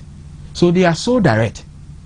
At the same school, Pep Guardiola, Firmino. But this time, Oje Bona direct. Unlike the Busquets and then Iniesta, they will try to play among themselves for you to overcome it and then Omumbenya. So it will be a test for Arsenal's defensive shape. For sure. They have a goalkeeper, Yedenije Champions League. But I think PSG be too hot for them to handle. Kitchen will be hot. And UEFA Champions League, the FIFA World Cup, the CAF Champions League, any other major competitions in the world, you know, your format be a DJ. Until winners of the World Cup from 1930 up till now, the same nations. Yeah. Omo recycle omo sa. Didn't say, na baku bi ba be nti ebenya se baku bi be remu a obi a what dominated the world game. But Arsenal are not dominating the European game. Once. So a side that has shown enormous progression. Quarter final, semi-final, final. They will taste the heartache of losing the final. Yeah. So I feel it will be a win for Paris Saint-Germain. And they will score. I'm expecting in the region of 3-1. 3-1. Yeah. In favor of PSG. I think PSG will win this Champions League. They have everything called to the advantage. Ebema they are the favorites because we share holders of the competition. Arsenal are contenders. They are not favorites. Yeah.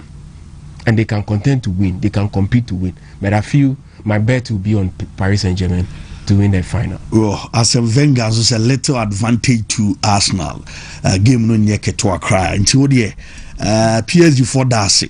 Yakubu Kasim say from Koko Newton Pitalati, and the professor so din so anope have from Koko Du Kwaku was the friends of PSG. We will celebrate tonight. Ombe juo many pass. Ebeku yama umu. Boatin Enoch say Enoch Tema Newtown. Arsenal is winning today. No Ed Honon so the Aba Adam Lawa. Say Arsenal 2 PSG 1. And on also atro Edi Abane say Ghana for Adrian Chenibino. Yamra Miza. Yes. I remember in 2006, before the final against Barcelona. There was a huge topic surrounding the Arsenal team and the Barcelona team within that years, but the difference between now and then is Nabas are excessively dominant in the Champions League like they said the PSG team. Yeah. But they were forced to reckon with in Europe due to the combination of Julie, Ronaldinho, Samuel Eto'o. That team Crampone Edeku. Okay. This Mexican centre back Rafael Marquez. These guys, between 2003, 2004, 2005. Normally a Champions League quarter finalist, semis. Okay. What did you mention? Then Arsenal Pejai with the Invincibles in 2003, 2004. 04, 05. Arsenal referee Mukakra in terms of league. But in Champions League, they wanted to make a point and penetrate. Okay. So before the game, baby, I'm more final and how things went, Capo. 24 hours to the game, and there were stories that Samuel Eto'o, say team we say baby omujina na Arsenal dwumadi na omudine de. Omuyem hihye omo say game na omukum no. The likes of Patrick Vieira mo de omochi beka for. It is Arsenal and they the favorite before the game. Nobody disputed that fact because as at that time, you look at the form of Arsenal, you look at the quality, you look at Adi Omoyena, who said this is a team you need to do your best to contend with them. Then Obi Kofa, the famous Ferguson. Any the pizza issue now some time ago no Ebas have fine and him. Say Arsenal for him what year. Omushi over disrespect. The emotions and a lot of things that were attached to the game as at that time, Capo, is something to look out for. And I think we're now more hype because Arsenal is going into this game as champions of the league. During those times in the 2005-2006 UEFA Champions League final, Arsenal was not going into the Champions League final as winners of the Premier League title that season. Okay. But we know Omo caught with a certain pride. I've not seen Arsenal relax so much like that. And one who training no. Not almost stress. You see, once at this word free wa betia. Free so. Yeah. Arsenal are much more relaxed, and I think Arsenal have nothing to lose in this game. I say in the Premier League no mind me anyanka pressure but as winning the Premier League they really a lot from them. I believe Arsenal only Bibia Lucy in this game. Yeah. Say Obibe Lucy title and ebe kasa na ebe ntokwa bibria. Me are sure say to be fair. Ebe Paris Saint-Germain for no. Okay. And I'm on see say munimbo. And I'm a mama Arsenal je omo first Champions League title. Sansem ni nyina. Capo, what I say. Sure. But if Arsenal should lose, who doesn't know Paris Saint-Germain is the defending champion and one of the best clubs in Europe? Capo, when any. So game ni muno open pressure one no susi yeah. Ebi anakuma. Also TV BBA ni menu ya de BBA. Paris Saint-Germain. And you could look at the eyes of Ousmane Dembele at the press conference. The build up to the Champions League final is always special, especially in the World Cup year. Because Kasama Wanyoma Bibre in terms of individual awards, how confident certain players go into camp with. Anywhere he places the club just before the World Cup and after the World Cup in the transfer market. Capo, what did I mention? There are a lot of things it does for you. Yeah. But what is beautiful is this is the first time the Champions League is going to Budapest. First time. Then it will take you back to the first time Arsenal won. Almost first UEFA title. Now a cup winners cup. Okay. Arsenal, you know, Palmer in the final. Not Palmer, AJ, the previous season. Cup winners cup, no. Coming into the season, Arsenal have a okay. Records no air fever umuba. Coming into the season now. You see, there is only one record that stands in the way of Arsenal, and there is one record that stands massively in the way of Paris Saint-Germain. Record the Arsenal terminate say, I don't remember the last time a free CSSI UEFA Champions League in Capo. From 1992-1993 from the European Cup, UEFA Champions League, you know, new clubs are Munji Bida Adiatwaso back to back, and like Paris Saint-Germain on GB last season, yeah, and OJ this same season. Was Adiatwaso now Obi on GB da Asabe back to back. So normally, Yetanya a new Champions League winner in Be we Mako 5 Champions Leagues are Bako. Yeah, but 5 for another Abefem. What did they mention? Yeah. So after 92-93, Olympic Marseille Jenny Fresh, and I'm a boy. Olympic Marseille Jenny Fresh. After 92-93, Beba, what they come from 2000 coming, per se be quite.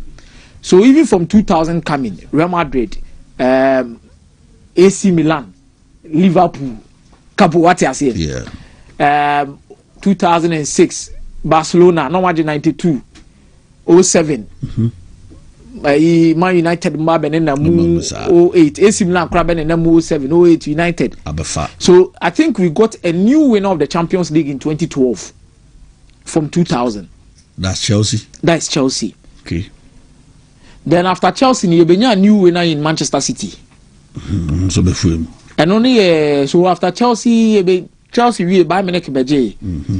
Bayern Munich 2014-2015 Real Madrid beje. 2013-2014 Real Madrid, 2014-2015 Barcelona, 15-16 Real Madrid, 16-17 Real Madrid, 17-18 Real Madrid,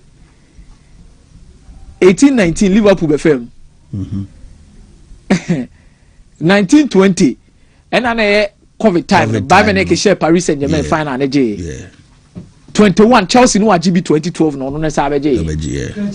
What I say 22 Real Madrid from 23 then there was a new winner. So check the years between 2012 and 2023. Tama Manchester City be the Capo. Ebeji the new one. Then fast forward after 2023 yaba benya 3 years time. No 2 years time Paris Saint-Germain ababeji. So and time to so. Dem mum in prim no Esia to so 10 years. And time to so say season after season, you a new winner in the Champions League back to back. Yeah. But in you know, the gap between Tama will be the Champions League and new winner Bejen Sote. So is it the Arsenal crowd or Masayadi? Records Nasa. Sote. It's a few we knew now be real likely so with me. I'm a Champions League, you know, so Madrid penalty me again back to back. Yeah. The Paris Saint-Germain beat my Biana. Couple. So all the two teams in the tone Seniania. Yeah. I think Luis Enrique has enough experience at this level than Mikel Arteta. Who be that? What the Barcelona did treble. Yeah. Who be that? Wasaba another final Asabe. So literally, Luis Enrique is playing in the third UEFA Champions League final. Couple what did they mention? Yeah. Or born the third UEFA Champions League final. This is Mikel Arteta's first UEFA Champions League final as a coach. The emotions you exhibit on the bench, the attitude you exhibit on the bench.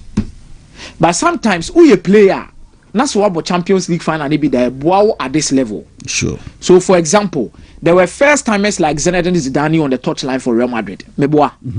There was a first time experience for me to say Pep Guardiola on the touchline for Barcelona as a coach. Okay.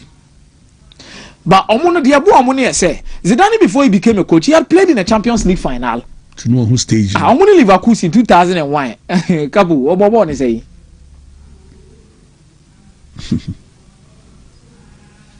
What did they mention as then over here will be to say Pep Guardiola.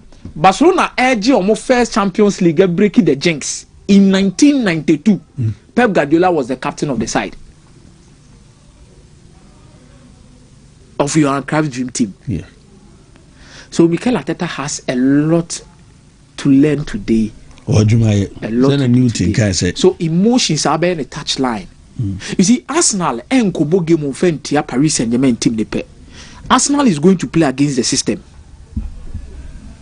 She born a boni we Arsenal. Capo. Be bien one more fair. What did they mention Arsenal? Born a boni we Arsenal. Nothing is ever fair. Internet to the beer. You may be to come out. None you may be so I You see, football made the children who said the city many at times in games like this. If something special doesn't happen for you, to say 2012, 2023, I'm talking about time of moment for the fresh now. Couple, you will struggle against the system. 50-50 fouls. 50-50 fouls. The little details of this game and all of those things. It will also ultimately and Ateta strong Kubena Ateta Bay. I think he needs to relax, allow the boys to enjoy the moment and pray for luck. He needs to enjoy all my boys named Philly. Because nothing shows us nothing where he say omo maintain omo levels ne the addition papa kanwa omo timi san ko Champions League final bi ti you know anye movement ne chenchen ma pressure bia ma we say afi omo pressure ni na nkogu PSG for no so that is it. And I don't know your training in the NHS say omo relaxed for the game, so no pressure. Allow the state of the game to play into your hands. I didn't mean to be brave for us. A Jurgen Klopp. Okay. I'm on Real Madrid no. Liverpool Madrid on Bobo Papa Bay Safara. The big boss short to be now Carlos Diano. We are only for the second one no craze at all. So Omuko 2 times. Yeah. Mini idea do do. I Jones him. Then what will be to say Guardiola and Chelsea Diano.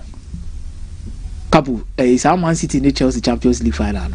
Guardiola mini adene or the Sterling a bon nine. No be just why you're more complicated to say then now Chelsea I relax. You go can have it. Wine pine.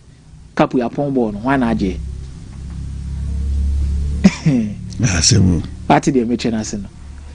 Chelsea and Avram Grant in the final of the Champions League 2008. Also finding yourself in the same situation.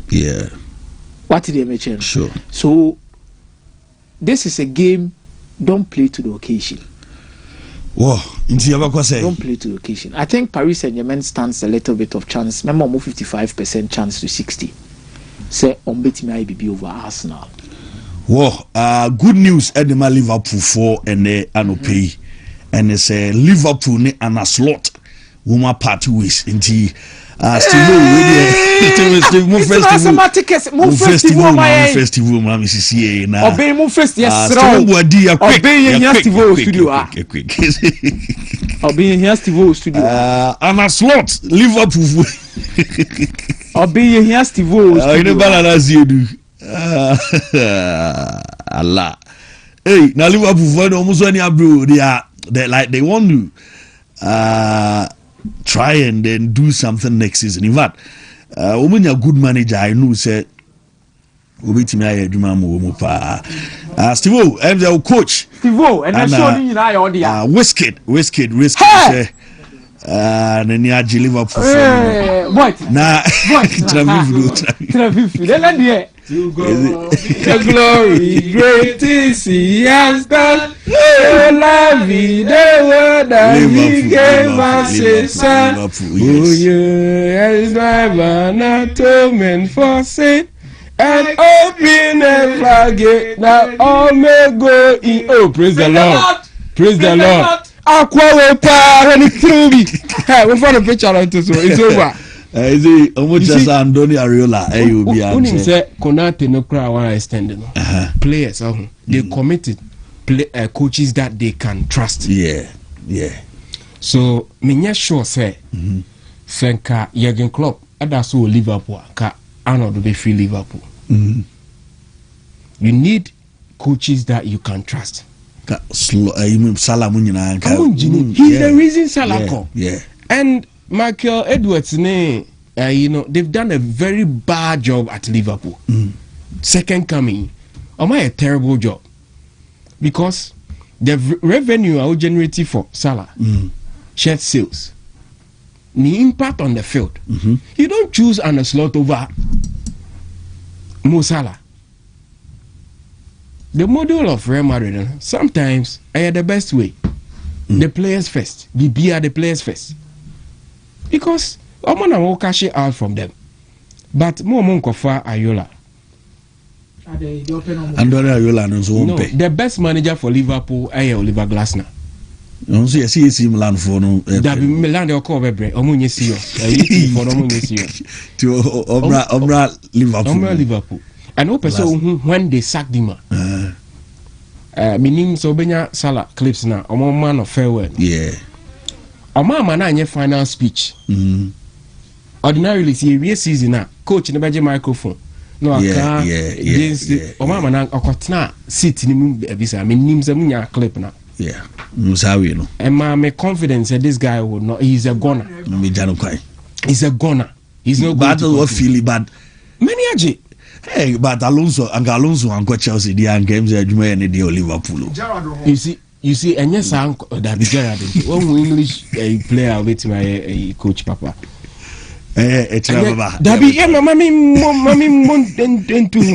So slot is over. I'm actually balls in view. My name's a screen. Gerard Nest. I say it's over. It's over. It's over. It's over.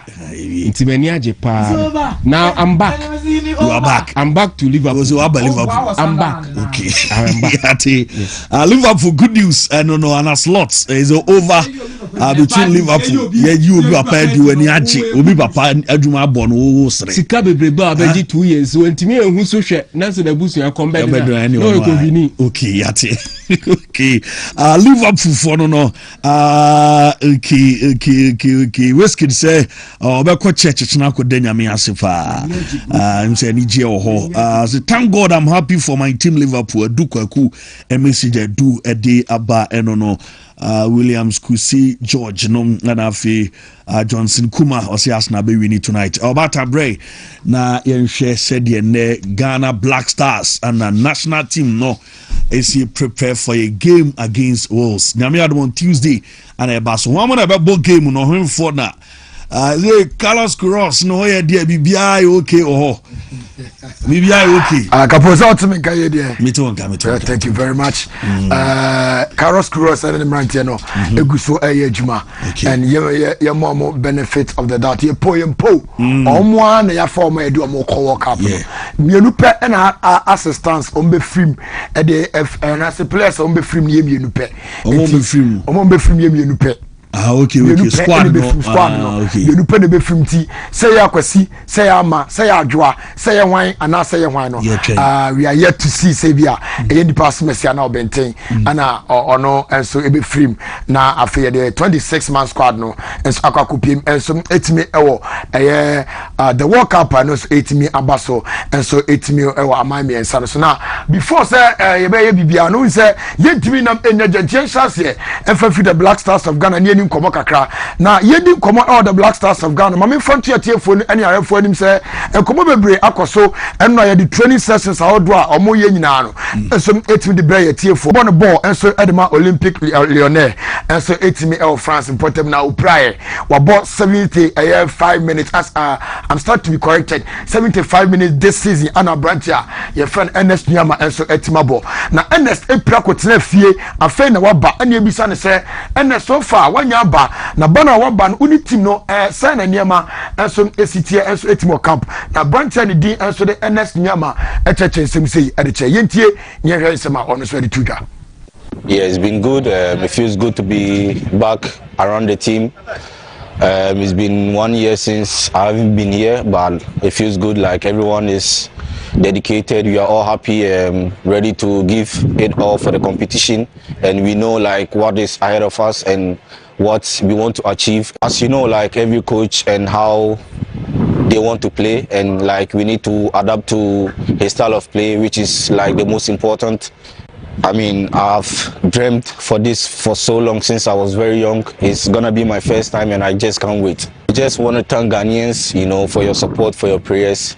I've been out for a while. I mean, it's all your prayers. I'm here today and I can't wait to get started, you know. I'm going to give my all as always. The challenge is gonna be tough, and I know like the challenge ahead is not gonna be easy, but with hard work and dedication, we are going to achieve something. And with all my teammates, we really going to Wenger, a branch at the D, and so at the NS Safuni boy, and at the Sankome and so Team Dabana. You go so didn't come as me as Sepana, so also a Bible born. The first World Cup near the first World Cup at Oko, and also in you know, didn't come over say a privilege there on also a part of Ghana. Your team I did call a World Cup. Now, no, dear, drop us all kinds of and say with hard work and determination, or almost shining with some of my Ghana for you now, and also at me as Yentisema.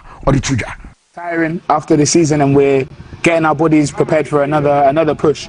But you know, every day we're more and more prepared, and I'm happy to be here. And we definitely want to prepare in the right way to go and be successful. So we feel good. It's always the biggest privilege, you know. I think it's something that since I was young, when I was going to the games, to pray and to believe and to dream of achieving it one day, and now to be here is incredible.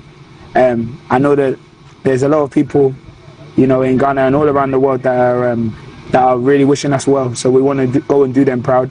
And I understand how much it means, and it means so much to me personally. So I want to do everything to give us the best chance to progress in the tournament. We don't just want to go there and turn up for no reason. We want to be successful. So we're preparing for that. Yeah, he's a very good guy. And so they Brandon Thomas Asante, and there is a Capo. I will say a kind idea with that. Coach and the Carlos Cures, Nidino. And I the training grounds, and I'm say Black Stars. Yeah, training grounds no management and have players are Omunyan Ebaya no yet coach ni can cheer mo kwanya. You first to pronounce Nidino. Na Nidino was here first to pronounce no. Was here can say Bako, one word the woman no a caros na curious no kenu pe and a English word dia kanyina no a Portuguese word yentie and some opinion and so it me editu dwane we no panimfo a omo nya management members, some of the players were learning how to pronounce the coach's name. Fiana Bobola mitie there was all kind. Oh ya pama na slot say anakra no ya pama na slot awudidi. Oh, the Ghana for you. Ghana for you know Ghana ni mo ni di wa answer na meko. The friend Carlos Cures. Cross, the friend Cross. O si kenu nkwa na ebrofo de aka nyina Portuguese e decide pepenete. Na me say the ebrofo. I know how to pronounce ni di no. Letters no. Kenu pe according to him. O si kenu nkwa na ebrofo. K one aziki. K who say K and o mu pronounce no ti. Carlos. Yes. Say we are phonology. Yes, and you dey anum die. Ne wo. Ene wo die. Na wo ka so nya wo be bo wa wo tu kan. O be to so. Wa do ye dia na. Ye wo anum die le wo die. Ai. Ane wo so bre. Na die we bo ya. Curious na curious. Curious.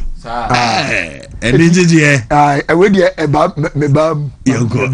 Na opanyi odasu eh Mr. Asante Chum. One and communication director Edema this and the Ghana Football Association. Now Penny so dinkobo nikuma ho di nyina so and say ababeye enchiwa woyo waya Joseph Pentel and a branch feno a branch cool na omu komo no na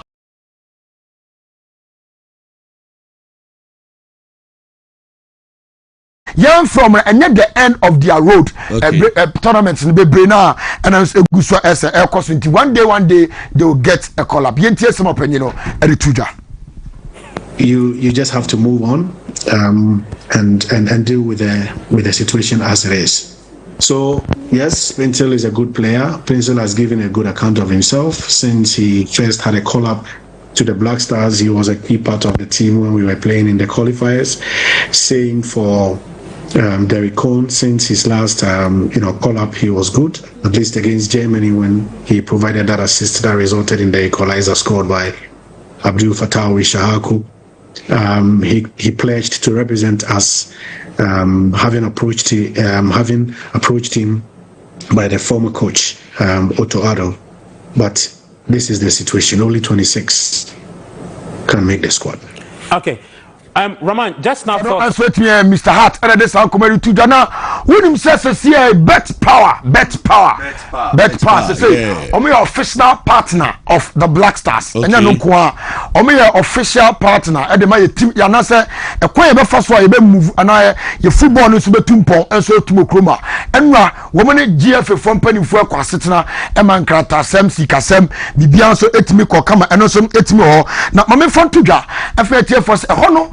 Ana me patcho bet power from penny for say yan kafa to bia say die o maba na ba no maba no woman kasa head of local marketing Bora Ndoyan Boya Bomobre and for the partnership and also Omani Ghana Black Stars and as a GF in Akon. For you, with great pride as head of local marketing and CSR Bet Power, to announce that we are investing more than 3.5 million Ghana cedis into Ghanaian football. Supports the Black Stars and Black Queens.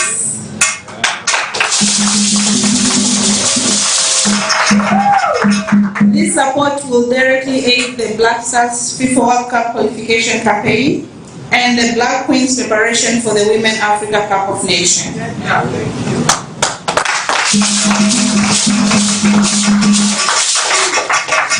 Football is more than just a game in Ghana, we all agree, right? It is one of the greatest unifiers. When the Black Stars or Black Queens step into the pitch, they carry the hopes and dream of millions of Ghanaians. Sweat me a kakra, and also for no bad don't send P. for Sadak. Mun conjure magic na mama CK Akuno. CK and so et me head coach at my Gomaya.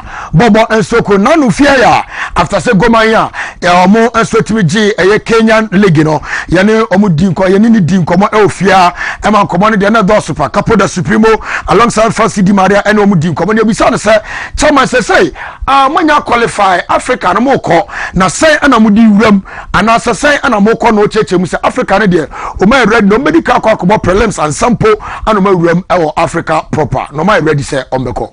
Gomaya, as we know, and then you add Kenya itself. First, I think we are not in the ranks where we have to play qualification first to qualify into the main tournament itself. So we will have to start very early. But our goal, if you ask me, is to try as much as we can, which will be a difficult one, but we can, to get into money zone. And so if you ask me now where I sit now, we have 2 matches to go before the season goes off. In terms of preparation, in terms of strengthening the team, we've prepared. We have an idea of the kind of team we want, those who want to bring on board, those who has to go out. We have a rough idea, and so if we prepare very well, and of course pre-season, which is a priority for us, if we do it well, we look forward to do well in our beginning, our early stages, and the goal should be to get into money zone, which they've never been able to achieve that. And at the sound come I don't say me watch now, and officially.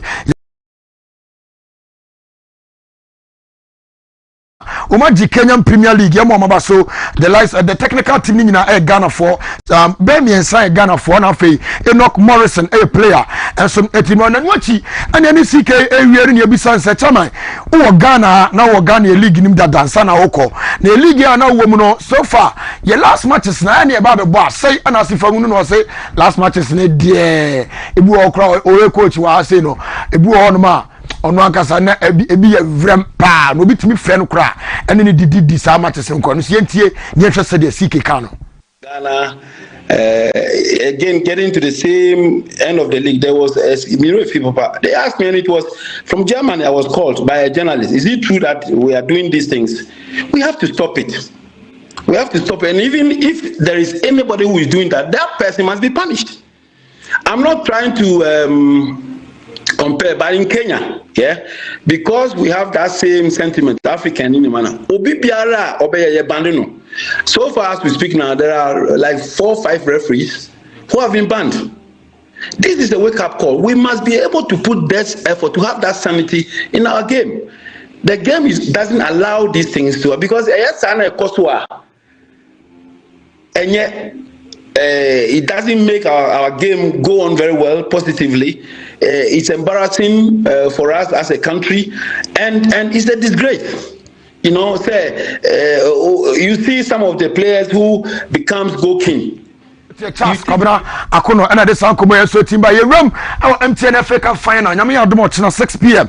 And so 8 our UG Stadium or I want to Jumadian and 8 Basso. Now side game involve a Dream Selfie and a Nation Selfie or more and the side game and 8 Basso. Now Minka Nayan Kanche at TF for say 6 p.m. Said Yedi Kakano and a side game and 8 Matoja. Now Shanos Arms Salam Yao bless a FIFA referee. One of Equakodi side game no Richard Nate a assistant line 1 in Wachi. Jebenya NS Akate one also 8 that's assistant line 2 and I'm referee Charles Bulu and air fourth official and Yami Aduma Ochina and a game no and also Ebetima Bass na Udisa Ghana Premier League in Yanyawie Coach CBA Kasa na Black Ladies and so Anya Kwakopiem and so be match Liberia when you say second leg encounter first leg the sum 6-0 way and World Cup qualifiers and also 8 of us coach Nana Adakwa Jim Komo also Mukoko Driano pitch now on to say Ghana Diana Bibia Debia Obia to say Ghana Diana and Tomokono Omokonom the win and so Etimaba Yentia some of the Tuja. Since our arrival, everything is okay. With that, we are going to do our possible best. So far, so good. Our training session has been very good. The guests are doing very well, and we hope going into the game, we are going for a win, nothing else. We check Liberia and Ghana, we are the same. In terms of pitch, the weather, everything is okay here, because when you go to Ghana, it's the same. So we are playing like we are in Ghana. We are here for win. So don't answer to your coach, Nana Dakwa, and this answer to me at the Atuja. Don't SMP, Emma Yeti for Capo Brano Call, a TVDC now near Bega Fatos. No mum, Ababa Wire for Faustina, Akon, yes, Ura, dead also monitor and the wife and a monitor then now. Almost say, said Omanias J. Nambu and Samayakawa, no more feeling, almost a monitor or my Philippa and Mammy. Thank you very much. Yamre na yametwaso. Okay. Yebane din komo ne Liverpool for na confirming from one angle. Say womo ana slot no money na wi nti Andonia Riolei ana yete say still obetimi abe the next the ama Liverpool to officially ana slot a party ways with Liverpool a team no say the kan the amount away in show no so no Masha say please tell Steve that it's not being fair to ana slot, okay, and also the dia or the aba ana feel so say race ana slot ya pamono new chapter for our team. There's a Rich Victory FM manager meme and I do we and so aba and no Liverpool for starting ka emko yemi hu onti o monka video as wo mutwomoti new etie anaslo de ye janu kwan okọ nti emre local no ne emhwe echina Africa so ye be nyamrama no. The next appointment, no, a major who comes in next, no, important, a very, very, very. But a lot of blasters issues, nah, and now we are goalkeepers in Como, a buy goalkeepers in Como buy. I discuss who mans goal posts and all of that, you know. One goalkeeper be Gold Stars goalkeeper Emmanuel Kobe. The performance, you know, from Buffalo Gold Stars in the first season, the second season of the league, you know, and then they just ended the season, you know. Capo, may fa just a minute or two, pename de ama Kobe advice, okay, or maybe go a club Gold Stars. No matter share goalkeeping department 3. This boy, Emmanuel Kobe, was a very excellent goalkeeper. Okay. Now the 1-on-1 pan say your local league ya boy. Situation 1-on-1. Aka goalkeeper na striker say ni ball no goalkeeper ba ko pe na me nyame anim no kra metimi ayi na sin chen say o chen Emmanuel Kobe in the last 5 seasons. Why? Abalera. Okay. Fokuma Santikotiko. Razak. 1-on-1 you are not going. We are Abalera sin chen Emmanuel Kobe. But unfortunately, Emmanuel Kobe from the bottom. As a goalkeepers, Bibiari goes as goalkeepers coach. Coach Opon, club on a shirt, no more changes. Since Coach Opon has been there, the performance, the impact on Emmanuel Kobe, I haven't seen it, and yet visible. Coach Opon has been there for a long time, and I'm calling him out because okay. And look, I'm not a coward. I am never a coward. Coach Opon either so lifted the performance or Shejuma or the how and Siva Metram na job baso. Yeah. So no Bobo goalkeepers coach Abaso. The Juma. I didn't Nigeria unko for goalkeeper be any friend national team. Okay. Kotoko check. The goalkeepers in the national team for why? And how? Trainer. Emmanuel Kobe performance in conform, and it has been only one person or club coach upon on one or coach upon minimum impact be a goalkeeper. No, the same year keeper no so na modern mobile form naturally. So other than any born a job baso. Why has the impact been on different goalkeepers? That department in a conform no. Why honey uncle?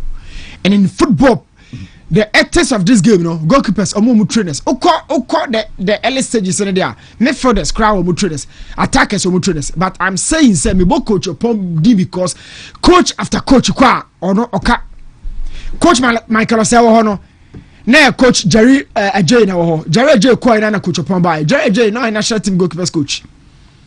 Coach Michael Osewa coach from Paul Manson by Coach Opon that's wo from Paul Manson ko nana man kwa ba Coach Opon na wo nana man kwa ko Bronina ba Coach Opon na wo. What has been the constant figure? Who should we attribute goalkeepers in a form na planet no? Who should we attribute to? Michael Aseko nana man kwa ko Bronina ko from Paul Manson ko the constant person no a goalkeepers coach no, and the goalkeeper continues to retrogress in the performance. Who do you want me to blame? Amon Shaho, boy in the performance, conform. I feel crowded, and I know about time the best performance by Locano, and not the top board is top 5, top 6, Kobe Town. Why? Goalkeeper and the performance last year on the G League, you say when you're sorry when I was why in a damn Kobe are relaxing. The team should be second by about top 5 goalkeepers. We need him. Maybe are relaxing for now. Why am I relaxing? Why am I relaxing? Them say trainer in Canada. Or chitchum the young go back and credit no. Or chitchum young go back and credit no. But the performance in the back from the young keeper not relaxing. No. Bibiari goes so we serious so much say department ni. Me we make de make ho. Okay. We serious so much the department ni. Coach no kwa na eka.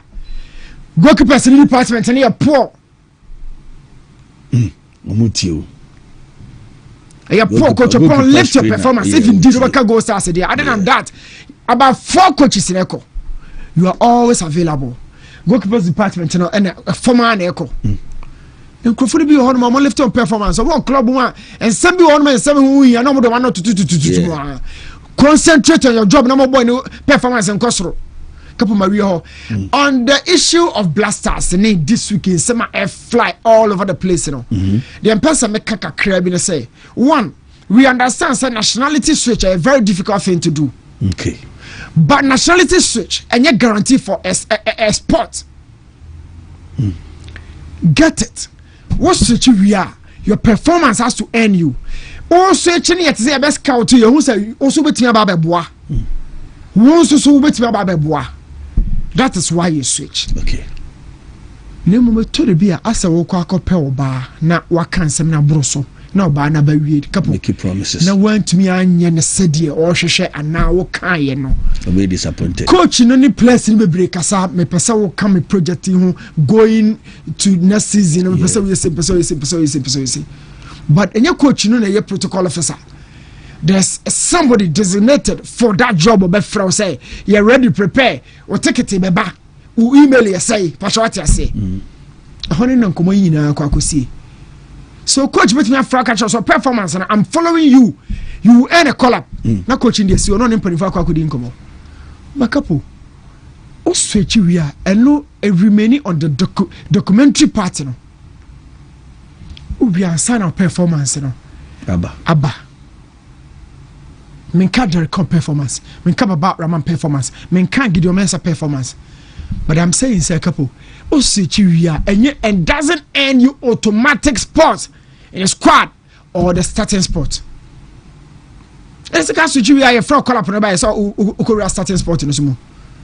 But I say, it's a situational issue to say, me, you know, I be doing come about common and will be you may keep promises. On the common between player no any power of friend.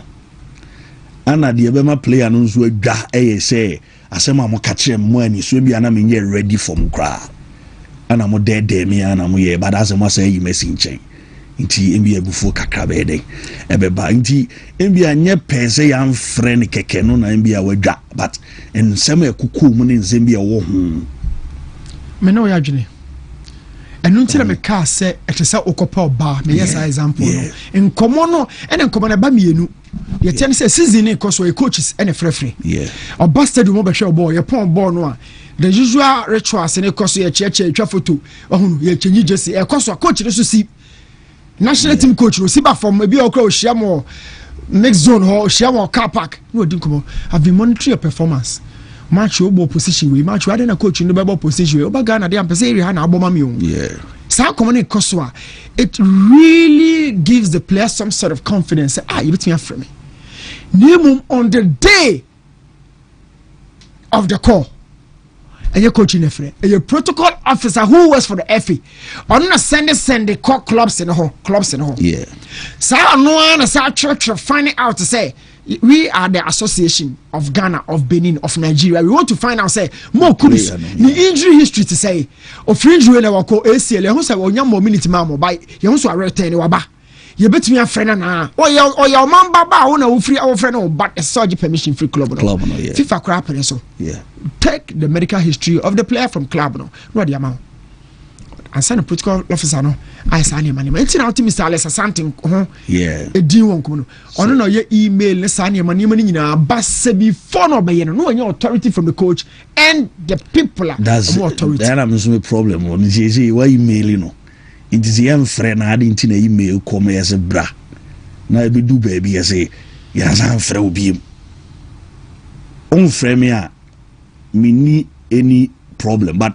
One mommy email sembra my family bag na me one mommy email no chese wo frame I'm getting you a ticket ntibra na ma ba be do baby na me frame na me ntimo nka bi mu na say as mo gro me ho na mo di me di agro bi holy dia Capo obia ni ho no so just on yaw diere kakra yeah obia ni so last me can one of the baby kasa me say code wiki me code on me must me kan me say Ghana football baby ani adura anas epie ye no yakopon man anas foforo na man mra bi what's say obia ya ba ko no ya fini ntachi ani didi anas atem o hwe ya fini ntachi bia ani didi anas atem ya fini ntachi bia ya fini ntachi because of the race so me yere dada asem ni bia wonu apa yere ba de we ba yere nti utimi sa kofe yere dada but you know yere dada ye na ma open no you don't go back there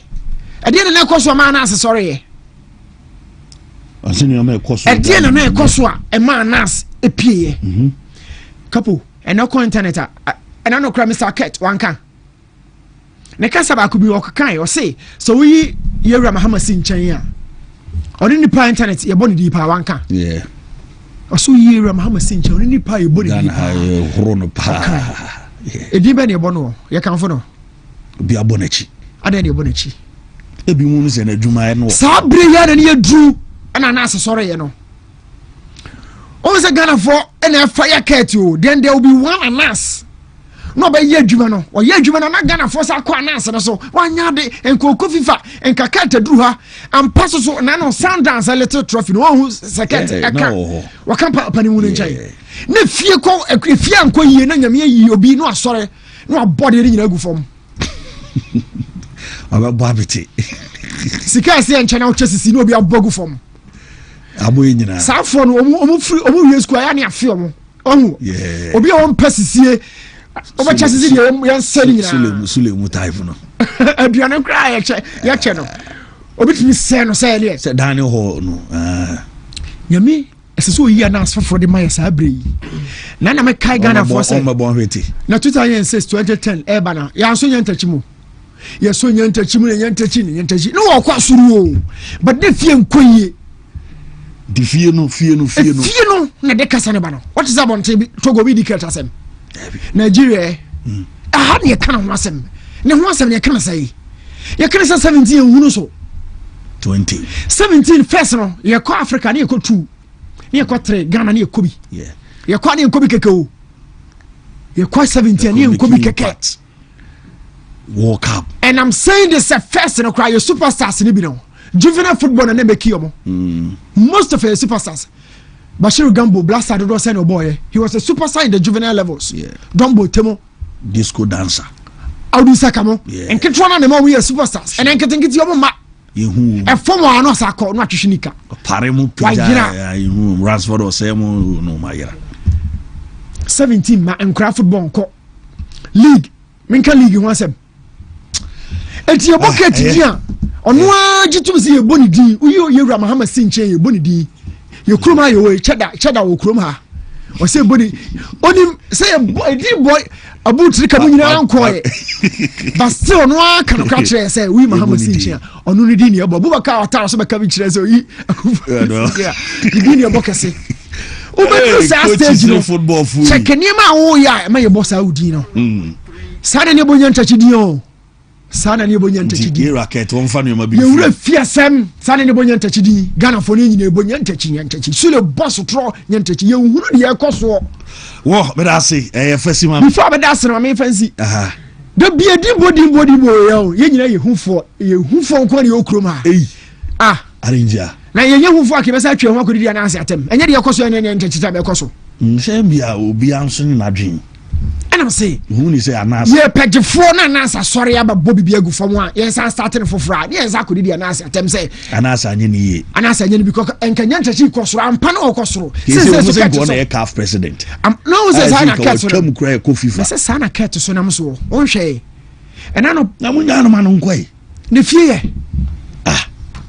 mo manu nko na no so nya fie ni mu nto onya fie ni mu nto na nka no so ne ho nto no ene no anu aka no racket say enu ye fie no hawa na waja fie no ato na eja say ye kra ye titi abusunya fie nye nyina na yete ho unyini ba abusunya fie bi o na wu akofa kala bi aba na maami fo yi we maami kana no akoha wodan ana me na akọ no fie fo jadin bo yanko Steve Obra na say no na yaka no say fie be hawa na waja wa ma wo mu na wako ani me de me manage local football no okay na sama coach Sika Akono first of all young congratulating him for whatever he has achieved okay now the problem I see with Ghana as a nation is say you're intentional you're intentional with anything sa mum na huno injira kasa Ghana na wasi a dima Harvard students be on my plan near no more draw a 50-year plan am I na ya shishani sa we are not intentional be a development plan B okay say emrebi 208 na Obama ebaha no Minister Bio said then Koje Akado no so painty be. If you are intentional with your city, you would not need a visitor for you to tidy up places. Patch up. We should be very intentional with sending a around Ghana. You see, coach said, "Obi friend from Germany said, is it what is happening in your country? Is it betting? But in the bedroom period, the your coaches are respect to money you available and come by part of the league a promote your league, you know. Okay. We saw Maswaknedu at in Swatre no bar. Yeah. He's still around. Didi Ababi. Yenya Coach Prosper, who's a top guy. Yeah. Coach Tanko. Yeah. Coach Adutemu na Baku former house coach here.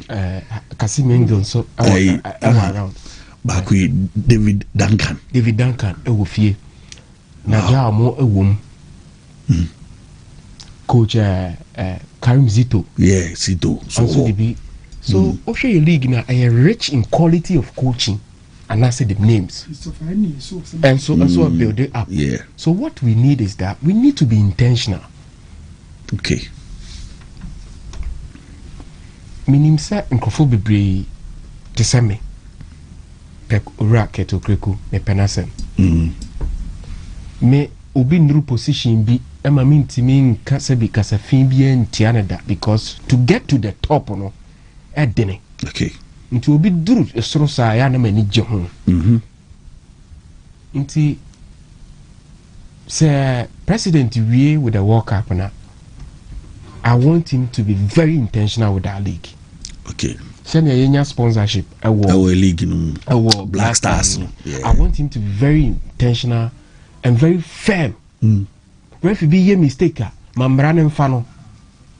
Players be this and some enfata, Mambranen Form. Obi or do league never betting as be a Mambranen Fano. If he's very intentional with that, you be change the whole face of our league. Me Pagana League, you know. Me Pagana League, no, I'm a catcher. There's no way say my share Real Sportif, my Power FC. Saturday na be say e dey na opanyin kwabena bo be sports highlight. Unim now change channel now only menya problem. There was a time I cried in my life unim the entia because me fi school ba be homework. Okay. And I'm say me dark akra na ma twen sports highlight. Many thing na about 9 na onso omu wi na names na frostro that day I cried. Era kwabena bo. Yes. Because the Premier League, no Ghana League, no highlights and I share.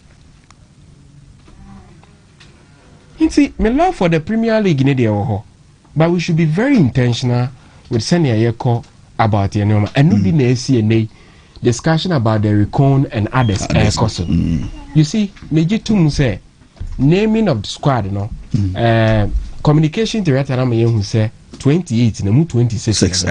So ideally, before that announcement, and we'll be a granting interview. Yeah. So me and I'm what the department of the Ghana Football Association communication team.